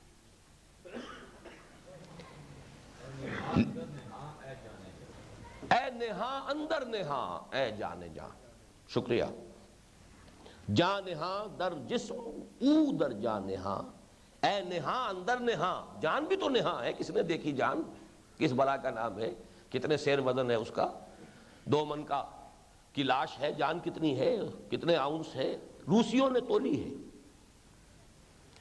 یہ شاید آپ کے علم میں ہو کہ بڑی سینسٹیو انہوں نے بیلنسز رکھی، اور جو مرنے والے مریض ہوتے ہیں ان کو اس کے اوپر رکھ دیا، تو عین جو وقت ہے جان نکلنے کا، اس سے پہلے اور اس کے بعد، تو چند آؤنس کہتے ہیں کہ ہے اس میں، جان میں بھی چند آؤنس کا وزن ہے۔ اے نہاں اندر نہاں اے جان جاں۔ بہرحال جو اس وقت میں عرض کر رہا ہوں وہ یہ، معرفت رب، اور صرف معرفت رب نہیں، محبت رب روح انسانی کے اندر ودیعت شدہ ہے۔ یہ میں نے ابتدائی فیکلٹیز بیان کی تھی جن کی بنا پر ہر انسان مسئول ہے اللہ کے ہاں، چاہے کوئی نبی نہ آتا۔ سمع و بصر، فؤاد اور عقل، نیکی اور بدی کی تمیز، اللہ کی معرفت روح میں، اور اللہ کی محبت روح میں۔ اسی کا نام نور فطرت ہے۔ یہاں نوٹ کر لیجئے، ایک لفظ ہم بولتے ہیں جبلت یا طبعیت، ایک بولتے ہیں فطرت۔ فطرت جو ہے اس کا تعلق روح کے ساتھ ہے، جبلت اور طبعیت، طبعی تقاضا، یہ ہے اینیمل انسٹنکٹس کے ساتھ تعلق۔ انسٹنکٹس، جبلت اور طبعی تقاضے۔ فطرت، فطرت اللہ التی فطر الناس علیہا۔ چنانچہ وہ حدیث آج میں نے دیکھا، میں تو حیران رہ گیا، وہ تو حدیث بخاری کی ہے، مسلم کی ہے، باقی تمام کتابوں میں موجود ہے، تھوڑے تھوڑے سے فرق کے ساتھ۔ ما من مولود الا یولد علی الفطرہ فابواہ یہودانہ او یمجسانہ او ینصرانہ او یشرکانہ۔ یہ لفظ آج میں نے پہلی مرتبہ پڑھا ہے، حوالہ دیکھ رہا تھا۔ ہر بچہ نسل آدم کا جو ہے، کوئی بچہ نہیں ہے جو فطرت لے کر نہ آئے، مسلمان ہے فطرتاً۔ اور اس کے بعد یہ ابو ہریرہ راوی ہے، پھر انہوں نے وہ آیت پڑھی، فطرت اللہ التی فطر الناس علیہا لا تبدیل لخلق اللہ۔ وہ فطرت ہے اندر، وہ روح ہے جو قلب میں ہے، اس روح میں معرفت رب پوٹینشلی موجود ہے۔ باقی صوفیہ تو خیر یہاں تک جاتے ہیں کہ روح کیا ہے، اللہ موجود ہے دل میں۔ حدیث بھی بیان کرتے ہیں، اگرچہ یہ کہ محدثین کو اس کی سند جو ہے وہ ان کے نزدیک معتبر نہیں ہے، لیکن علامہ آلوسی جیسے مفسرین نے اس حدیث کو کوٹ کیا ہے، اپنے ہاں لیا ہے۔ آپ جہاں تک امام غزالی کا تعلق ہے، ان کے بارے میں تو کہا جا سکتا ہے کہ وہ ضعیف فی الحدیث ہیں، لوگ محدثین کہتے ہیں۔ علامہ آلوسی تو بہت محتاط مفسرین میں سے، انہوں نے بھی لیا۔ لم یسانی ارضی ولا سمائی ولکن یسانی قلب عبد المؤمن۔ میں نہ آسمان میں سما سکتا ہوں نہ زمین میں سما سکتا ہوں، ہاں اپنے بندہ مومن کے قلب میں سما جاتا ہوں۔ بہرحال میری بات کو اس سے ذرا ہٹ کر رکھیے، روح تک رکھیے ابھی۔ اچھا، تیسرا اب اس کا نتیجہ نکلتا ہے، اور وہ نتیجہ یہ ہے کہ اگر وہ موجود ہے بالقوہ معرفت رب قلب انسانی میں، تو ضرورت ہے صرف اس کو ایکٹیویٹ کرنے کی، اور یہ ایکٹیویشن جو ہے یہ ہوتی ہے نور وحی سے۔ نور فطرت، نور وحی، دونوں کے امتزاج سے نور ایمان وجود میں آتا ہے۔ نور فطرت موجود ہے، اس کو آپ کہتے ہیں کیٹالیٹک ایجنٹ۔ کسی کیمیکل ری ایکشن میں دونوں چیزیں موجود ہیں، ایکشن نہیں ہو رہا ہے، کوئی چیز آپ نے ڈالی، وہ چیز یوں کی تو رہتی ہے بعد میں، لیکن وہ ایکشن مکمل کر دیتی ہے۔ اسی طرح عالم حیاتیات میں پانی ہے، پانی کہیں کنزیوم نہیں ہوتا، لیکن حیات کا مبدا پانی ہے۔ حیات، ڈی ہائیڈریشن موت کا سب سے بڑا سبب بنتا ہے۔ پانی نکل گیا جسم سے، آیا گیا۔ یہ جو کام پانی کرتا ہے عالم حیاتیات میں، وہی کام قرآن کرتا ہے عالم امر میں۔ یہ کیٹالیٹک ایجنٹ ہے جو نور وحی کو، نور فطرت کو ایکٹیویٹ کرتا ہے، جلا دیتا ہے۔ اس کو میں ذرا یہاں پر تھوڑا سا صرف ذکر کر کے آگے چل رہا ہوں، توقف کر کے سوچ لیجئے۔ یہ سبب ہے ہماری اس پوری قرآنی تحریک کا، فلسفہ یہ ہے۔ یہ تعلیم و تعلم قرآن، یہ قرآن منبع اور سرچشمہ ایمان و یقین ایکٹیویٹ یہ کرے گا، اگرچہ فطرت میں موجود ہے۔ تاہم فطرت کے اعتبار سے تین مدارج ہیں، وہ میں بعد میں بیان کروں گا۔ اب میں عرض کروں، ذرا ایک دوسری بحث سامنے لا رہا ہوں۔ غیر شعوری یا تقلیدی ایمان، ایک ہے شعوری یا اکتسابی ایمان۔ غیر شعوری یا تقلیدی ایمان کو پیدا کرنے کے ذرائع کون سے ہیں؟ ذرا ہلکی بحث پہلے کر لیں، پھر ذرا ثقیل بات کریں گے۔ آپ کہہ سکتے ہیں عوام الناس کے لیے سب سے پہلا ذریعہ ہے صحبت صاحب یقین، پیورلی فزیکل فینومینن۔ آگ کے سامنے بیٹھیں گے حرارت پہنچ جائے گی، آپ کی کوئی ایفرٹ ہے یا نہیں ہے، آپ نے کوئی دماغی نہ دماغ لڑایا نہ ہاتھ ہلایا، آگ کے آگے بیٹھے ہیں حرارت پہنچ رہی۔ برف کی سل کے قریب بیٹھیں گے ٹھنڈک پہنچ جائے گی، آپ سے آپ خود بخود، وداؤٹ اینی ایفرٹ فزیکل اور انٹلیکچوئل۔ اس کو قرآن بھی تسلیم کرتا ہے، سورہ توبہ میں فرمایا کونوا مع الصادقین، سچوں کے ساتھ رہو، خود بھی سچے بن جاؤ گے۔ اور سچے کون ہیں؟ یاد آئیے آیت سورہ حجرات کی آیت نمبر 15، انما المؤمنون الذین آمنوا باللہ ورسولہ ثم لم یرتابوا وجاہدوا باموالہم وانفسہم فی سبیل اللہ اولئک ھم الصادقون۔ میرے نزدیک سچے وہ ہیں، وہ نہیں ہیں جو صرف ضربے ہی لگاتے رہے ساری عمر، جہاد فی سبیل اللہ کے لیے میدان میں نکلے ہی نہیں، وہ تصور نہ کہیں لے آئیے گا۔ ان کا یا تو دین کا کانسیپٹ محدود ہے یا فرائض دینی کا تصور محدود ہے۔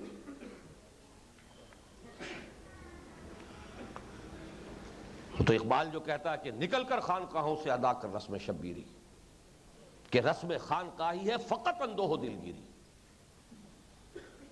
تو میں تو اس ایمان کا قائل ہوں جو صحابہ کا ایمان تھا، یا گزشتہ صدی میں تحریک شہیدین کے لوگوں کا ایمان تھا، سید احمد بریلوی، اور تصوف بھی تھا ان کے اندر، لیکن وہ تصوف اور تھا، ڈائنامک تصوف تھا۔ اس لیے انہوں نے اس کو نام بھی دیا تھا سلسلہ محمدیہ صلی اللہ علیہ وسلم، سلسلہ سہروردیہ، سلسلہ چشتیہ، سلسلہ نقشبندیہ، صابریہ، چلاتے جائیے چشتیہ، سلسلہ محمدیہ جس کا لازمی جز ہے جہاد فی سبیل اللہ۔ بہرحال صاحب یقین کی صحبت سے یقین پیدا ہوگا۔ ایزیسٹ میتھڈ یہ ہے، نہ کوئی انٹلیکچوئل آپ کو محنت کرنی پڑی اور نہ ہی کوئی فزیکل، صرف یہ کہ قرب۔ دوسرا ذریعہ نان انٹلیکچوئل تقلیدی ایمان، وہ ہے عمل۔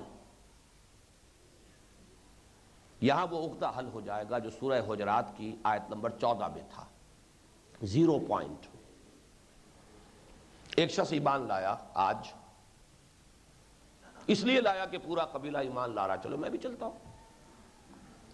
نہ پازیٹیولی ایمان ہے نہ نیگیٹیولی نفاق ہے، اندر 0 ہے۔ لیکن اب وہ چونکہ بے ایمانی پیش نظر نہیں تھی، دھوکہ دینا نیت میں نہیں تھا، آ کے پوچھتے تھے بدو یا محمد صلی اللہ علیہ وسلم کیا تقاضے ہیں، کیا مطالبے ہیں ایمان کے؟ کہ 5 وقت نماز پڑھو، ٹھیک ہے پڑھوں گا۔ رمضان کے روزے رکھو، رکھوں گا۔ اگر اتنا مال ہے زکوٰۃ دو، ٹھیک ہے دے دوں گا۔ زندگی میں ایک مرتبہ حج کرو، ٹھیک ہے کروں گا۔ بس نہ میں اس سے زیادہ کروں گا نہ کم کروں گا۔ اب وہ وہاں سے چلا اور حضور نے فرمایا کسی کو جنتی دیکھنا ہو تو دیکھ لے۔ یہ عمل جو ہے یہ کوئی بانجھ عمل نہیں ہے، بہت پروفاؤنڈ اینڈ پروڈکٹیو عمل ہے۔ نماز پڑھے اور صحیح پڑھے، اس سے ایمان پیدا نہ ہو کیسے ممکن ہے؟ ایمان سے عمل صالح پیدا ہوتا ہے، عمل صالح سے ایمان پیدا ہوتا ہے، لیکن تھرو ایکشن جو ایمان پیدا ہوگا وہ نان انٹلیکچوئل ہوگا، تقلیدی ہوگا۔ ہم مسلمان تو اس لیے ہو گئے کہ ہمارے والدین مسلمان تھے، لیکن اگر ہم نے نماز پڑھی ہے، اپنے روزے رکھے ہیں، ان سے کچھ نہ کچھ ایمان کسی درجے میں وہ پیدا ہوا ہے، چاہے اس کا ہمیں شعور نہیں، نہ اس کا صغرا کبرا معلوم، نہ اس کی تفاصیل معلوم، نہ اس کے بارے میں کوئی ذہنی جو ہے اس کی کوئی ایکسرسائز ہم نے کی ہے، نہ کوئی قربانی دی ہے، لیکن یہ کہ عمل سے بھی ایمان پیدا ہوتا ہے۔ چنانچہ سورہ حجرات میں جہاں وہ آیت آئی ہے قالت الاعراب آمنا قل لم تؤمنوا ولكن قولوا اسلمنا ولما يدخل الايمان في قلوبكم، یہ آیت نمبر 14 ہے۔ آیت نمبر 15 وہ ہے جس میں ایمان کی کمپریہنسو ڈیفینیشن ہے، جامع و مانع تعریف۔ آیت نمبر 17 ہے بڑی عظیم آیت، یمنون علیک ان اسلموا، اے نبی یہ آپ پر احسان دھر رہے ہیں کہ اسلام لے آئے. قل لا تمنوا علی اسلامکم، کہہ دیجئے مجھ پر کوئی احسان نہ دھرو اپنے اسلام کا. بل اللہ یمن علیک ان ہداکم للایمان ان کنتم صادقین، بلکہ اللہ احسان دھرتا ہے تم پر کہ اس نے تمہیں ایمان کا راستہ دکھا دیا، اس پر چلا دیا ہے اگر تم سچے ہو. یعنی اسلام میں بھی اگر سچے ہو تو اطاعت کرو گے تو ایمان تک پہنچ جاؤ گے. اگر اسلام میں بھی جھوٹے ہو تو پھر تو وہ مائنس طرف ہے معاملہ، پھر تو نفاق ہے. لیکن زیرو لیول ہے، لیکن سچائی کے ساتھ، جھوٹ نہیں ہے، نیت جو ہے بری نہیں ہے، دھوکہ دینے کی نہیں ہے. یہ نہیں ہے کہ بعد میں نبٹ لیں گے. اگر یہ ہے تو ان ہداکم للایمان، اللہ نے تمہیں اس سڑک پر ڈال دیا ہے جو ایمان تک لے جانے والی ہے. ان ہداکم للایمان ان کنتم صادقین، اگر تم اسلام میں بھی سچے ہو اس کے نتیجے میں ایمان پیدا ہو جائے. اچھا یہاں میں چند باتیں عرض کر رہا ہوں. یہ جو عمل سے ایمان اور صحبت صاحب یقین سے ایمان، نتیجہ نان انٹلیکچوئل غیر شعوری ایمان. لیکن عوام الناس کی اکثریت خاص طور پر قدیم زمانے میں اس کے لیے یہ کفایت کرتا تھا. آج کا ایکسپلوژن والا معاملہ میں علیحدہ بیان کر چکا ہوں. در حقیقت یہی طریقے دو تھے جو ہمارے صوفیہ استعمال کرتے رہے. صحبت، بیت ارشاد میں سب سے پہلی شے صحبت ہے. بہت یاد آیا ہے اس وقت دیپال پور میں ایک بزرگ ہوتے تھے وہ ان پڑھ، سائیں عبد الرزاق صاحب. بڑے پیارے جملے ان کے ہوتے تھے، میں کبھی کبھی جاتا تھا ان کے پاس. نقشبندیہ سلسلے کے بزرگ تھے اور اتنے سخت وہابی تھے کہ نماز جو ظہر کی پڑھتے تھے جیسے ہی نصف النہار ادھر سے ادھر ہوا اور نماز پڑھ لیتے تھے. اور میں آج تک نہیں بھولا ہوں جب ذکر جہری وہ کرتے تھے اس کی لذت میں نے بہت محسوس کی. ان کے ایک جملہ تو میں پہلے سناتا رہا ہوں بہت، آج وہ بھی سنا دوں. ایمان اور کفر کی ایک ڈیفینیشن یہ بھی ہے. وہ تھے ہمارے علاقے کے روہتک حصار کے رانگڑ. وہ کہا کرتے تھے جو دم غافل سو دم کافر. کفر اور ایمان کی ایک ڈیفینیشن یہ بھی ہے، جو دم غافل سو دم کافر. اور دوسرا جملہ جس کی وجہ سے وہ بھی یاد آئے ہیں، اللہ تعالیٰ اپنی رحمت نازل فرمائے ان پر، صحبت فرائض راکھی. یہ وہ جمع کا لفظ استعمال کرتے تھے، فرائض، فرض کا. صحبت فرائض راکھی، صحبت جو ہے وہ فرض رکھی گئی ہے. صحبت صاحب یقین، قرب. پھر ہمارے صوفیاء نے بھاری ریاضتیں اور مشقتیں، مراقبے، اشغال، اوراد، برا نہ مانے تو لفظ استعمال کرو تپسیا، چلے، یہ سب کچھ کیا ہے؟ عمل ہی ہے نا. عمل کی شدت، بھاری مشقت، ریاضت، رٹے جاؤ نام اللہ کا. اس سب کے نتیجے میں یہ عمل اور صحبت، اس کے نتیجے میں ایمان پیدا ہوتا ہے. آج کے دور میں اس میتھوڈالوجی کو بہت بڑے پیمانے پر ایڈاپٹ کیا ہے تبلیغی جماعت نے. چنانچہ آج سے 23-24 برس قبل کی تحریر ہے میری، وہ اسلام کی نشت ثانیہ لے کر آیا تھا، لیکن یہ کہ وقت نہیں ہے کہ میں وہ پڑھ کے سناؤں آپ کو، ورنہ اصل بحث رہ جائے گی. اس وقت بھی جہاں میں نے جو ریوائولسٹ تحریکیں ہیں اس دور کی، جماعت اسلامی، اخوان المسلمون وغیرہ، ان کے بارے میں یہ تنقید کی ہے کہ انہوں نے ایمان کو جتنا ایمفیسائز کرنا چاہیے تھا نہیں کیا ہے. اسلام پر زور ہے، حرکت پر زور ہے، جد و جہد پر زور ہے، لیکن جتنا ایمان پر دینا چاہیے تھا نہیں دیا. وہاں میں نے تسلیم کیا ہے کہ تبلیغی جماعت نے ایمان کو موضوع بنایا ہے. پہلے بھی کہہ چکا ہوں، ایمان کی محنت ایک اصطلاحی وضع کی ہے انہوں نے، ایمان کی محنت. نکلو 40 دن چلو ہمارے ساتھ، رہو مسجد کے ماحول میں، 40 دن تو کوئی نماز تمہاری فوت نہیں ہوگی، تکبیر اولیٰ کے ساتھ پڑھو گے، کوئی اور بکواس تو نہیں سننے کو ملے گی، کوئی ریڈیو ٹیلی ویژن تو تمہارے کانوں تک نہیں پہنچے گا، آنکھوں تک نہیں پہنچے گا۔ یہ چلتی پھرتی تربیت گاہیں ہیں، چلتی پھرتی خانقاہیں۔ پھر یہ کہ اس میں عمل ہے، اذکار ہے، دعائیں ہیں، دعائیں مسنونہ ہیں، اٹھتے بیٹھتے، کھانا کھاتے، یہ عمل through action, faith through action. یہ میتھڈالوجی بہت بڑے پیمانے پر اس دور میں تبلیغی جماعت میں استعمال کی، میں مانتا ہوں اس کو، لیکن شارٹ کمنگ کیا ہے وہ بھی اسی میں ہے، اٹس ایبسولوٹلی نان انٹلیکچوئل۔ اس میں فکر، ذہن، سوچ، اس سے کوئی سروکار نہیں۔ ذرا آپ سوال بھی کریں گے تو بس فوراً بند۔ قرآن کا بھی ترجمہ مت پڑھو، بس قرآن کی تلاوت کرو، ثواب لو۔ یہ میرا ہے وہاں سے پوائنٹ آف ڈپارچر۔ وہ تو خیر کئی باتیں ہیں، اس وقت چونکہ میں کہہ رہا تھا کہ وہ کام جو صوفیاء کرام پہلے کرتے تھے، اسٹیشنری قسم کی وہ تربیت گاہوں، خانقاہوں کے ذریعے سے یہ چلتی پھرتی تربیت گاہیں ایجاد کی ہیں۔ وہ شعر یاد آیا ہے مجھے حفیظ جالندری کا،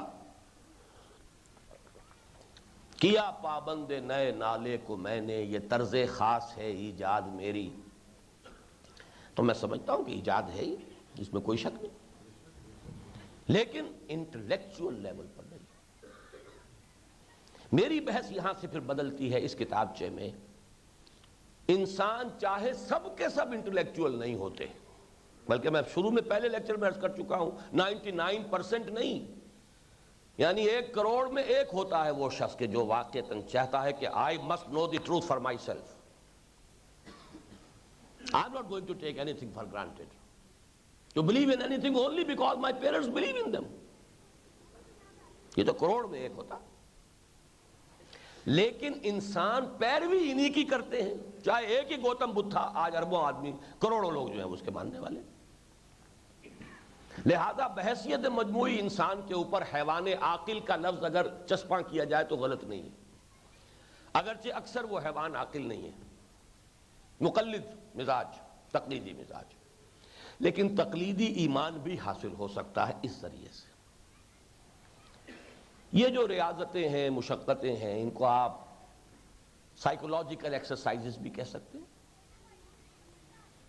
یہ ذکر کی کثرت جو ہے یہ ایک آٹو سجیشن کے درجے میں بھی آ سکتی ہیں، یہ ساری ٹیکنیکس آج بھی استعمال ہوتی ہیں، تحلیل نفسی ہے، سجیشن ہے، یہ ساری چیزیں استعمال ہوتی ہیں۔ یہاں میں ایک خیال اس میں ظاہر کر کے پھر آگے چلوں گا، اور وہ یہ ہے کہ علامہ اقبال کا میں اس مسئلے میں بھی بہت قائل اور معترف اور ان سے متفق ہوں۔ ریکنسٹرکشن میں انہوں نے کہا ہے آج کا انسان اتنی شدید مشقتوں کا متحمل نہیں ہے جتنا کہ پچھلے زمانے کا انسان تھا۔ بڑی پریگمیٹک، بڑی ریئلسٹک بات ہے، آسانیوں کے عادی ہو گئے، آسائشوں کے عادی ہو گئے، زندگیوں میں وہ مشقتیں نہیں رہی۔ اب وہ تپسیاں سال ہا سال تک جنگلوں کی سیر ہو رہی ہے، جو گوتم بدھ نے کیا ہوگا، جو ہمارے صوفیاء کرتے رہے، اگر ان کے تذکرے جو بھی ہیں چھپے ہوئے صحیح ہیں تو یہی کچھ تو ہے۔ 40 برس لگ گئے، 50 برس لگ گئے۔ آج کا انسان، لہذا علامہ نے یہ کہا ہے کہ آج کے لیے کوئی اور ٹیکنیکس ایجاد کرنی ہوگی۔ وہ میں عرض کر دوں گا کہ میرے نزدیک وہ کیا ہے، لیکن یہ کہ میرے نزدیک علامہ کی یہ بات 100% درست ہے۔ وہ بوجھ، وہ مشقتیں جو کراتے تھے، اللہ اللہ، واقعہ یہ ہے کہ پڑھ کر آدمی جو ہے کانپ جاتا ہے کہ اگر ایمان کا حصول ان تمام چیزوں پر منحصر ہے تو بڑا کٹھن ہے ایمان۔ اب آئیے میں پھر ریورٹ کر رہا ہوں اپنی اس بات کی طرف کہ ایمان کا لب لباب معرفت رب، ایمان کا خلاصہ ایمان باللہ، ایمان باللہ کا لب لباب معرفت رب۔ معرفت رب قلب میں یعنی روح انسانی میں موجود ہے، انسان کو اللہ نے ظاہری بصارت اور سماعت دی ہے، اس دل میں بھی بہت سی فیکلٹیز رکھی ہیں، صرف ضرورت ہے ایکٹیویشن کی۔ جو چیز پوٹینشل ہے اسے بالفعل لانا ہے، وجود میں لانا ہے۔ اب اس کا میں تفصیل عرض کر رہا ہوں، بس ایک صفحہ ہی میرا رہ گیا ہے، یہ امید ہے میں فارغ ہو جاؤں گا 2 گھنٹے سے کم میں، 1.5 گھنٹہ تو ہو گیا ہے لیکن میں 2 گھنٹے سے کم میں فارغ ہو جاؤں گا انشاءاللہ۔ آئینہ قلب یا نور فطرت کی کیفیات یا درجات، یہاں پھر وہی الفاظ ریپیٹ کر رہا ہوں جو پہلے میں نے ریپیٹ کیے۔ ایمان کے درجے اتنے ہی ہیں جتنے کہ انسان ہے، اور جیسے کہا جاتا ہے کہ وصول اللہ کے طریقے، اللہ کی طرف جانے کے راستے اتنے ہی ہیں جتنے کہ انسان ہے۔ ہر ایک کی اپنی ایک طبیعت ہے، اپنا ایک مزاج ہے۔ 2 انسان ایک جیسے نہیں ہے، انسان ایک جیسے کیا ہوں گے، انگوٹھوں کے نشان ایک جیسے نہیں۔ ہر انسان کی اپنی ایک طبیعت ہے، اپنا مزاج ہے، تو ظاہر بات ہے اسے تو اس کی طبیعت کے مزاج سے ہی کوئی راستہ ملے گا۔ اسی طرح یہ آئینہ قلب یا نور فطرت، اس کے اعتبار سے بھی انسان جتنے انسان ہیں اتنے ہی درجے ہوں گے، لیکن بغرض تفہیم میں 3 حصوں میں تقسیم کر رہا ہوں۔ ایک ایسا شخص جس کی فطرت صالح ہے، فطرت صالحہ، یا جس کے لیے ایک دوسرا لفظ بڑا پیارا ہے، فطرت سلیمہ، جس کو قرآن میں کہا گیا قلب سلیم، اذ اتی اللہ بقلب سلیم، حضرت ابراہیم علیہ السلام کے بارے میں۔ قلب سلیم، پرورٹ نہیں ہوا، فطرت پرورٹڈ نہیں ہے، سلیم۔ یا یوں کہیے کہ آئینہ قلب صفاف شفاف ہے، اس پر کوئی رین نہیں، کوئی زنگ نہیں، کوئی پردے نہیں، کوئی حجابات نہیں۔ یا یوں کہیے کہ دل زندہ و بیدار ہے، مجھے یہ ڈر ہے دل زندہ تو نہ مر جائے، کہ زندگانی عبارت ہے تیرے جینے سے۔ قرآن اسے کہتا ہے لمن کان لہ قلب، یہ قلب تو سب کے پاس ہی ہے نا، لمن کان لہ قلب، وہ جس کے پاس قلب ہے، یعنی قلب زندہ، قلب بیدار۔ اور چوتھا لفظ استعمال کر رہا ہوں، جن کی روحیں مضطرب اور بیتاب ہیں، یہ آج سے 24 برس پہلے میں نے اس میں استعمال کیا تھا لفظ۔ کچھ لوگ ہوتے ہیں جنہیں اندر ہی سے یہ محسوس ہوتا ہے کہ حقیقت وہ نہیں ہے جو نظر آ رہی ہے، کچھ اور ہے۔ کنفیوشس کا جملہ یاد آیا، بہرحال نبی یا رسول تو میرے علم میں تو نہیں کہ وہ کسی کی رائے ہو کہ وہ نبی یا رسول تھے، ایک حکیم انسان تو تھے۔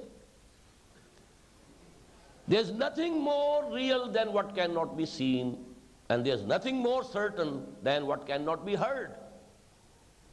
جو ان آنکھوں سے دیکھا نہ جا سکے اس سے بڑی حقیقت کوئی نہیں، اور جو ان کانوں سے سنی نہ جا سکے اس سے زیادہ یقینی بات کوئی نہیں۔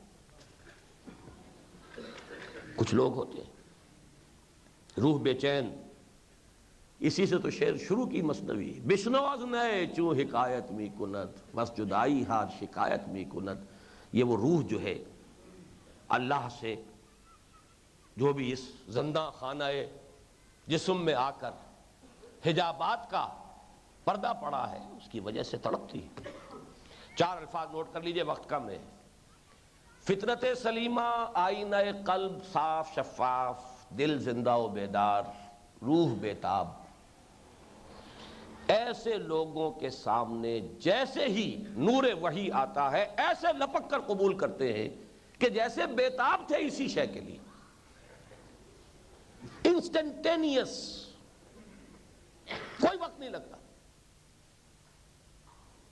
لیکن یہ کون لوگ ہیں جنہیں ہم صدیقین کہتے ہیں؟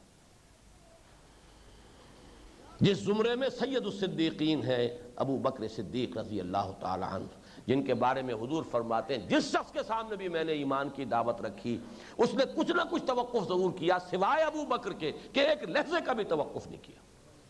کیوں نہیں کیا؟ سب کچھ تو تھا اندر موجود،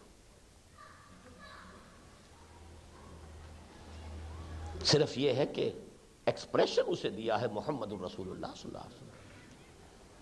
اندر تو تھا وہ نور، لیکن اس کو بھڑکا دیا ہے۔ اب دیکھیے میں اس کی تمثیل بعد میں دوں گا، ابھی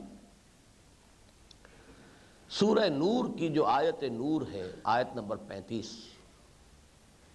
اس میں اس ایمان کا تذکرہ ہے، اللہ نور السماوات والارض، آسمانوں اور زمین کا نور اللہ ہے۔ کیا معنی؟ آسمان اور زمین کی کل حقیقتیں اگر کھلیں گی تو اللہ کو ماننے سے کلید یہ ہے، جیسے میں نے عرض کیا تھا ابھی یہاں پر اندھیرا ہو جائے بے چین ہو جائیں گے آپ، روشنی جو ہے وہ ذریعہ بنتی ہے ظہور اشیاء کا، تو ظہور حقائق کا ذریعہ ایمان باللہ ہے۔ مثل نورہ کمشکات فیہا مصباح، المصباح فی زجاجہ، الزجاجۃ کأنہا کوکب دری یوقد من شجرۃ مبارکۃ زیتونۃ لا شرقیۃ ولا غربیہ یکاد زیتھا یضیء ولو لم تمسسہ نار نور علی نور۔ اس پر میرے کئی گھنٹوں کے درس موجود ہیں، یہ تو بڑی مشکل آیت ہے قرآن مجید کی، وہ تو اس وقت تو ظاہر بات ہے میں صرف حوالہ دے رہا ہوں۔ نور علی نور، تمثیل کیا لائی گئی ہے؟ ایک ایسا تیل جو بھڑک اٹھنے کو بیتاب ہو،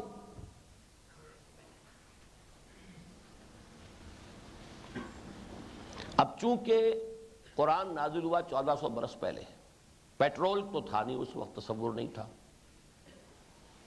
مثال دی گئی ہے زیتون کا ایسا تیل، ایسے درخت کا جو نہ شرقی ہے نہ غربی ہے، کسی طرف سے محجوب نہیں، شرقی ہے تو مغرب کی دھوپ نہیں ملے گی، غربی ہے تو صبح کی دھوپ نہیں ملے گی، کسی طرف سے اوٹ میں نہیں ہے، اس کا جو روغن ہے نہایت صاف و شفاف ہوتا تھا، اور گویا کہ بھڑک اٹھنے کو بیتاب، یکاد زیتھا یضیء، قریب ہے اس کا روغن کہ بھڑک اٹھے، روشن ہو جائے، وَلَوْ لَمْ تَمْسَسْهُ نَارٌ، چاہے اسے آگ نے چھوا بھی نہ ہو، اور آگ چھو لے، نور علی نور، وہ نور فطرت اتنا صاف اتنا شفاف، بھڑک اٹھنے کو بیتاب، نغمے بیتاب ہیں تاروں سے نکلنے کے لیے، ایک ذرا چھیڑ تو دے زخمہ مضراب حیات۔ یہ صدیقین کی کیفیت یہ ہوتی، فطرت سلیمہ، قلب شفاف، روح بیدار، قلب زندہ، آئینہ قلب، جیسے ہی آیا آگے نور وحی جگمگا اٹھا، نور علی نور، یہدی اللہ لنورہ من یشاء ویضرب اللہ الامثال للناس واللہ بکل شیء علیم۔ یہ گویا کہ نور ایمان کے دو اجزاء، نور فطرت، نور وحی، نور علی نور، نور پر نور، ایک اندر نور ہے نور فطرت، بشرطے کہ پردے نہ پڑ گئے ہوں، رین نہ ہو گیا ہو، حجابات نہ آ گئے ہوں، فطرت مسخ نہ ہو گئی ہو، وہ دوسرے، اگر وہ چار الفاظ فطرت سلیمہ یا صالحہ، آئینہ صاف شفاف، آئینہ قلب، دل زندہ بیدار، اور روح بیتاب، بیتابی وہ ہے، نغمے بیتاب ہیں تاروں سے نکلنے کے لیے، جیسے ہی قرآن سامنے آئے گا ایسے معلوم ہوگا کہ دیکھنا تقریر کی لذت کے، جو اس نے کہا میں نے یہ جانا کہ گویا یہی میرے دل میں، یہی ہے وہ باطنی تجربہ۔ قرآن کو پڑھتے ہوئے مجھے یاد آیا ایک رہ جاتی بات، ابن تیمیہ رحمہ اللہ کا ذکر کئی مرتبہ ہوا، ان کے ایک شاگرد کا تذکرہ ابن کثیر رحمہ اللہ کا کل ہوا تھا یا پرسوں ہوا تھا، آج ابن قیم کا ایک جملہ سن لیجئے، ان کے دوسرے شاگرد، یہ ہے ذرا صوفی مزاج شاگرد، ان سے جو ہے ہمارے اہل حدیث بھائی جو ہیں ان سے بھاگتے ہیں، البتہ ابن کثیر رحمہ اللہ کے وہ بہت معتقد ہیں، یہ مزاج کی بات ہے، اپنا اپنا ایک شاگرد دونوں ایک ہی کے ہیں۔ ابن قیم رحمہ اللہ کی ایک کتاب ہے الفوائد، وہ کوئی تفسیر نہیں ہے، لیکن جیسے واردات ہوتی ہے، آدمی پڑھتا جا رہا ہے، کسی ایک جگہ پر کوئی خاص خیال آ گیا اسے لکھ لیا، آگے جا کے کہیں کسی اور چیز پہ کوئی خیال آیا لکھ لیا، کچھ متسلسل سے نہیں، الفوائد، اس میں ایک جملہ پڑھ کر میں حیران رہ گیا، وہ سورہ قاف کی اس آیت کے حوالے سے، ان فی ذالک لذکریٰ لمن کان لہ قلب او القى السمع وهو شہید. اب یہاں پہ حرف آیا او، واو نہیں ہے، حرف عطف نہیں ہے، او ہے. یہ دو صورتیں ہیں ایمان کی تحصیل کی. اگر تو قلب ہے یعنی زندہ و بیدار تو انسٹنٹینیس ہوتا ہے رسائی جو ہے ایمان تک قرآن کے ذریعے سے. اور جملہ جو مجھے یاد آیا تھا جس کے حوالے سے ان کی یاد آئی ہے وہ یہ کہ کچھ لوگ ایسے ہیں، ہوتے ہیں کہ وہ جب قرآن کو پڑھتے ہیں تو یوں محسوس کرتے ہیں کہ قرآن مصحف میں لکھا ہوا نہیں ہے، ان کے اپنے لوح قلب پر لکھا ہوا ہے. اتنی کامل مطابقت اپنی فطرت اور قرآن کے اندر محسوس کرتے ہیں. میں نے لفظ استعمال کیا تھا sympathetic vibration, as if it is written on their own hearts. وہاں سے پڑھ رہے ہیں، مصحف سے نہیں پڑھ رہے، اپنی کتاب دل سے پڑھ رہے ہیں. ایک لوح محفوظ وہاں ہے اور ایک لوح قلب بھی ہے. یہ ہے ان لوگوں کا معاملہ جیسا کہ میں نے عرض کیا جن کی فطرت شفاف سلیم، صدیقین کا ایمان. اب آیا دوسرا درجہ. یہ درمیانی درجہ ہے. کچھ حجابات ہیں، پردے پڑے ہوئے ہیں، کچھ زنگ آ گیا ہے. دل تو ہے لیکن اس کے اوپر پردے پڑ گئے. آئینہ تو ہے، اوپر گردہ ہے، محجوب. اسی لیے تو مجھے شیخ علی حجویری رحمۃ اللہ علیہ کی کتاب سے بڑا پیار ہے. کشف المحجوب، محجوب ہے، حجاب میں آ گیا، اسے ہٹانا ہے ذرا. وقت نہیں ہے ورنہ میں جو پہلی بات تھی اس کے حوالے سے میں عرض کرتا، بلکہ یہ بعد میں کر لوں گا. چلیے دونوں باتیں پہلے آ جائیں. تو میں عرض کر رہا تھا کہ وہ کیفیت کہ فطرت تو ہے، صالح ہے، غلاف آ گئے، پردے پڑ گئے، زنگ آ گیا ہے. یہ حجابات کون کون سے ہیں وہ بھی نوٹ کر لیجئے. میں نے 4 لکھے ہوئے ہیں اپنے پاس. سب سے زیادہ عام حجاب ہے عدم توجہ، مشغولیت فی الدنیا.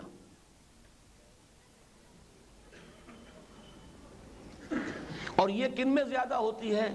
ایکسٹروورٹس، خارج کی دنیا سے زیادہ دلچسپی رکھنے والے، بھاگ دوڑ، ادھر ادھر جانا آنا، ہنسنا بولنا، ٹھٹھے لگانا، کھیل کود تماشا. حقائق پر سوچنے کا وقت ہی نہیں. یہ عدم توجہ جو ہے اسی کے حوالے سے میں نے یہاں لکھا ہوا کشف المحجوب. دوسرا ہے سابقہ اعمال بد کی وجہ سے رین آ جاتا ہے. کلا بل ران علی قلوبہم ما کانوا یکسبون. ان کے دلوں پر زنگ آ چکا ہے ان کے اعمال بد کی وجہ سے. تیسرے ہیں نیچے سے اٹھنے والے طوفان، وہ اڈ اور لبیڈو، خواہشات، شہوات، حب دنیا، حب مال، حب شہرت، حب جاہ. یہ کلاؤڈ کرتے ہیں نا، نیچے سے اٹھتے ہیں بخارات، دے کلاؤڈ یور ہارٹ، چھا جاتے ہیں. چوتھے ہیں حجابات عقل، غلط نظریات، غلط فکر، غلط فلسفہ بیٹھ گیا دل میں. برٹرینڈ رسل کی تحریر سے اتنے متاثر ہو گئے کہ اب اسی کا راگ الاپ رہے. یہ 4 قسم کے حجابات ہیں. ان لوگوں کے لیے ضرورت ہے کچھ ڈسکرسو انداز. انہیں کچھ سکھانا پڑے گا، کچھ پڑھانا پڑے گا، کچھ پردے اٹھانے پڑیں گے، عقلی حجابات دور کرنے ہوں گے. یہ دوسرا درجہ ہے. اس کے لیے چند منٹ اب ہیں میرے پاس، نوٹ کر لیجئے. ایک پروسیس ہے. قرآن کہتا ہے آیات ہیں آسمان اور زمین کے اندر، ان فی خلق السماوات والارض واختلاف اللیل والنہار لآیات لأولی الالباب. ہماری نشانیاں ہیں آسمان و زمین میں برگ درختان سبز در نظر ہوشیار، ہر ورق دفتر است معرفت کردگار۔ پھر تمہارے اندر بھی ہیں وفی انفسکم افلا تبصرون، سنریہم آیاتنا فی الآفاق وفی انفسہم حتی یتبین لہم انہ الحق۔ ان آیات پر غور کرو۔ کوئی یاد آیا؟ یاد آئے گا تمہیں، حجابات بہت گہرے نہیں ہیں تو اٹھ جائیں گے، اللہ یاد آئے گا۔ معرفت رب بذریعہ آیات، آیات آفاقی اور انفسی۔ کھول آنکھ، زمین دیکھ، فلک دیکھ، فضا دیکھ، مشرق سے ابھرتے ہوئے سورج کو ذرا دیکھ، یا اپنے من میں ڈوب کر پا جا سراغ زندگی۔ آیات انفسی، آیات آفاقی۔ افلا ينظرون الى الابل كيف خلقت والى السماء كيف رفعت والى الجبال كيف نصبت والى الارض كيف سطحت فذكر انما انت مذكر لست عليهم بمسيطر۔ یہ پہلا قدم ہے۔ جب اللہ کو پہچان لیا تو اب اس کو یاد رکھو۔ یہ ڈور کا سرا ہاتھ میں آ گیا ہے، یہ پھر الجھی بھی ڈور سلجھے گی نہیں اگر سرا تمہارے ہاتھ سے پھر چلا گیا۔ اس کا نام ذکر ہے۔ الذین یذکرون اللہ قیاما وقعودا وعلی جنوبہم، مزید تفکر جاری رکھو۔ وَيَتَفَكَّرُونَ فِي خَلْقِ السَّمَاوَاتِ وَالْأَرْضِ رَبَّنَا مَا خَلَقْتَ هَذَا بَاطِلًا سُبْحَانَكَ فَقِنَا عَذَابَ النَّارِ۔ یہاں سے یہ حقیقت منکشف ہوگی، یہ کائنات بغیر نتیجے کے نہیں ہے، کوئی شے بغیر حکمت کے نہیں ہے، یہ باطل نہیں ہے، تخلیق بالحق ہے، ہر شے نتیجہ خیز ہے۔ تو ہماری نیکی اور بدی کی جو حص اندر ہے اس کا نتیجہ کہاں ہے؟ گندم سے گندم نہیں اگ رہی، جو سے جو نہیں پیدا ہو رہا۔ نیکی کا نتیجہ برا نکل رہا ہے یہاں۔ اے دیانت بر تو لعنت از تو رنجے یافتم، اور خیانت سے کروڑوں روپے جو آدمی کما رہا ہے۔ اے خیانت بر تو رحمت از تو گنجے یافتم۔ لہذا کوئی اور عالم ہونا چاہیے۔ کانٹ نے بھی جو جملہ لکھا ہے بہت ہی جاندار جملہ ہے۔ خدا کی ہستی کے دو دلائل ہیں، the starry heavens above and the moral law within۔ ان فی خلق السماوات والارض، the starry heavens above and the moral law within۔ نیکی اور بدی کا جو شعور ہے اندر، اگر یہاں ہر شے نتیجہ خیز ہے تو یہ نیکی اور بدی کا تو الٹا نتیجہ نکل رہا ہے۔ اس کا مطلب ہے کوئی اور عالم ہونا چاہیے۔ سبحانک فقنا عذاب النار، تو ہمیں جہنم کے آگ سے بچا۔ پھر میں عرض کر رہا ہوں، اس پر میرے کئی گھنٹوں کے کیسٹس ہیں، یہ درس اس وقت تو چند جملوں میں خلاصہ بیان کر رہا ہوں۔ جب ایک انسان یہاں تک پہنچ گیا، اللہ کو بھی پہچان لیا آیات آفاقی اور آیات انفسی سے، اور یہ بھی جان لیا کہ ممکن نہیں ہے، یہ دنیا نامکمل ہے، اس لیے کہ اس میں نتیجہ جو ہے اخلاقی نتائج برآمد نہیں ہو رہے۔ There must be another world، ایک اور عالم ہونا چاہیے۔ جو یہاں تک پہنچ گیا اب وہ قرآن کو پڑھے گا تو لپک کر مانے گا کہ ہاں یہی بات تو ہے۔ ربنا اننا سمعنا منادیا ینادی للایمان ان آمنوا بربکم فآمنا۔ اس کو شیخ الہند رحمۃ اللہ علیہ نے بڑی خوبصورت تعبیر کی ہے۔ یہ سورہ آل عمران کا آخری رکوع ہے، اس کی ابتدائی 6 آیتیں ہیں، جا کے دیکھ لیجئے گا، میرے کیسٹس ہیں مفصل ان پر، کہ ایک ہے عقلی ایمان۔ عقلی ایمان میں پہلے اللہ کی معرفت، پھر آخرت کی معرفت۔ دوسرا ایمان سمعی ہے، ربنا اننا سمعنا منادیا ینادی للایمان۔ ان دونوں سے ایمان مکمل ہو گیا، لیکن ذرا درجہ بدرجہ ہوا ہے۔ یہ وہ انسٹنٹینیس نہیں ہے۔ جن کی فطرت بالکل صاف شفاف تھی انہیں وقت نہیں لگتا، لیکن جن لوگوں کے پردے آئے ہوئے تھے، پردے اٹھانے کے لیے کچھ محنت کرنی پڑے گی، کچھ سمجھانا ہوگا، کچھ سکھانا ہوگا، کچھ پڑھانا ہوگا، کچھ انگلی پکڑ کر چلانا ہوگا۔ ان فی خلق السماوات والارض واختلاف اللیل والنہار لآیات لأولی الالباب الذین یذکرون اللہ قیاما وقعودا وعلی جنوبہم ویتفکرون فی خلق السماوات والارض ربنا ما خلقت ھذا باطلا سبحانک فقنا عذاب النار۔ ربنا انک من تدخل النار فقد اخزیتہ وما للظالمین من انصار ربنا اننا سمعنا منادیا ینادی للایمان ان آمنوا بربکم فآمنا ربنا فاغفر لنا ذنوبنا وکفر عنا سیئاتنا وتوفنا مع الابرار۔ یہاں جو الفاظ آئے ہیں اس کے حوالے سے میں نے جو علامہ اقبال کی بات کہی تھی کہ میں بعد میں عرض کروں گا، علامہ نے کہا تھا کہ آج کے دور میں انسان اتنی مشقت کا متحمل نہیں ہو سکتا جتنی کہ سابقہ دور میں خانقاہی ریاضتیں کرائی جاتی تھی۔ ہمیں کچھ اور نسبتاً آسان اور ہلکا کوئی میتھڈ اختیار کرنا ہوگا، بس یہاں تک کہا، انہوں نے آگے کوئی تجویز نہیں کیا۔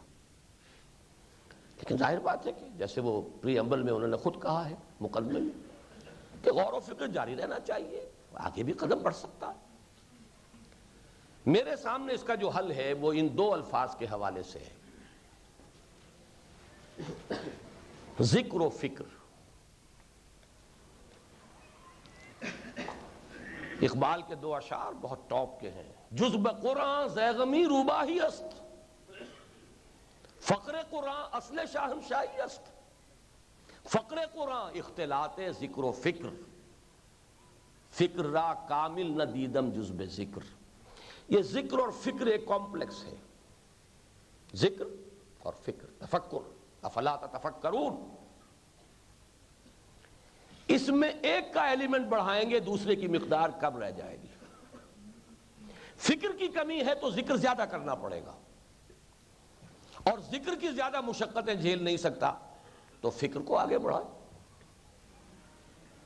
دونوں ضرب کھائیں گے نتیجہ ایک نکل آئے گا۔ آج کا جو انٹلیکچول ایرا ہے وہ اس اعتبار سے آسانی یہاں مہیا کرے گا۔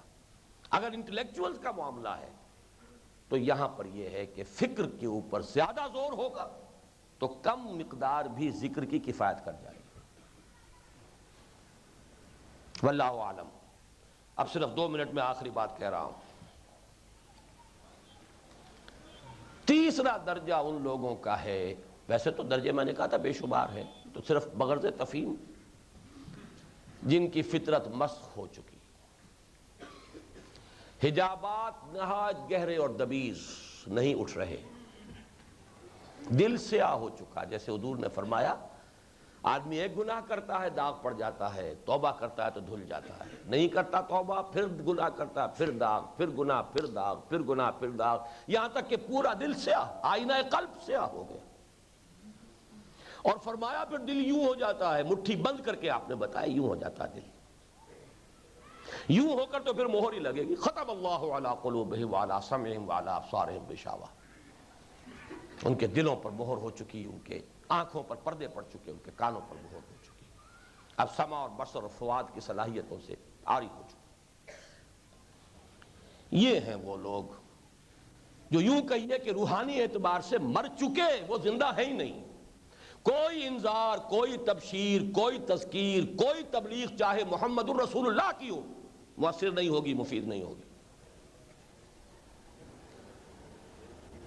والذین کفروا ان الذین کفروا، کیا فرمایا؟ سواء علیہم انذرتہم ام لم تنذرہم لا یؤمنون، ختم اللہ علی قلوبہم وعلی سمعہم وعلی ابصارہم غشاوہ ولہم عذاب عظیم۔ اب تو یہ آگ کا ایندھن ہی بننے والے ہیں، بس ختم۔ آج غور کر رہا تھا، بین ہی یہی آیت ہے، صرف واو کا اضافہ ہے، وَسَوَاءٌ عَلَيْهِمْ أَنذَرْتَهُمْ أَمْ لَمْ تُنذِرْهُمْ لَا يُؤْمِنُونَ، سورہ یاسین میں، سورہ یاسین کی آیت نمبر 10۔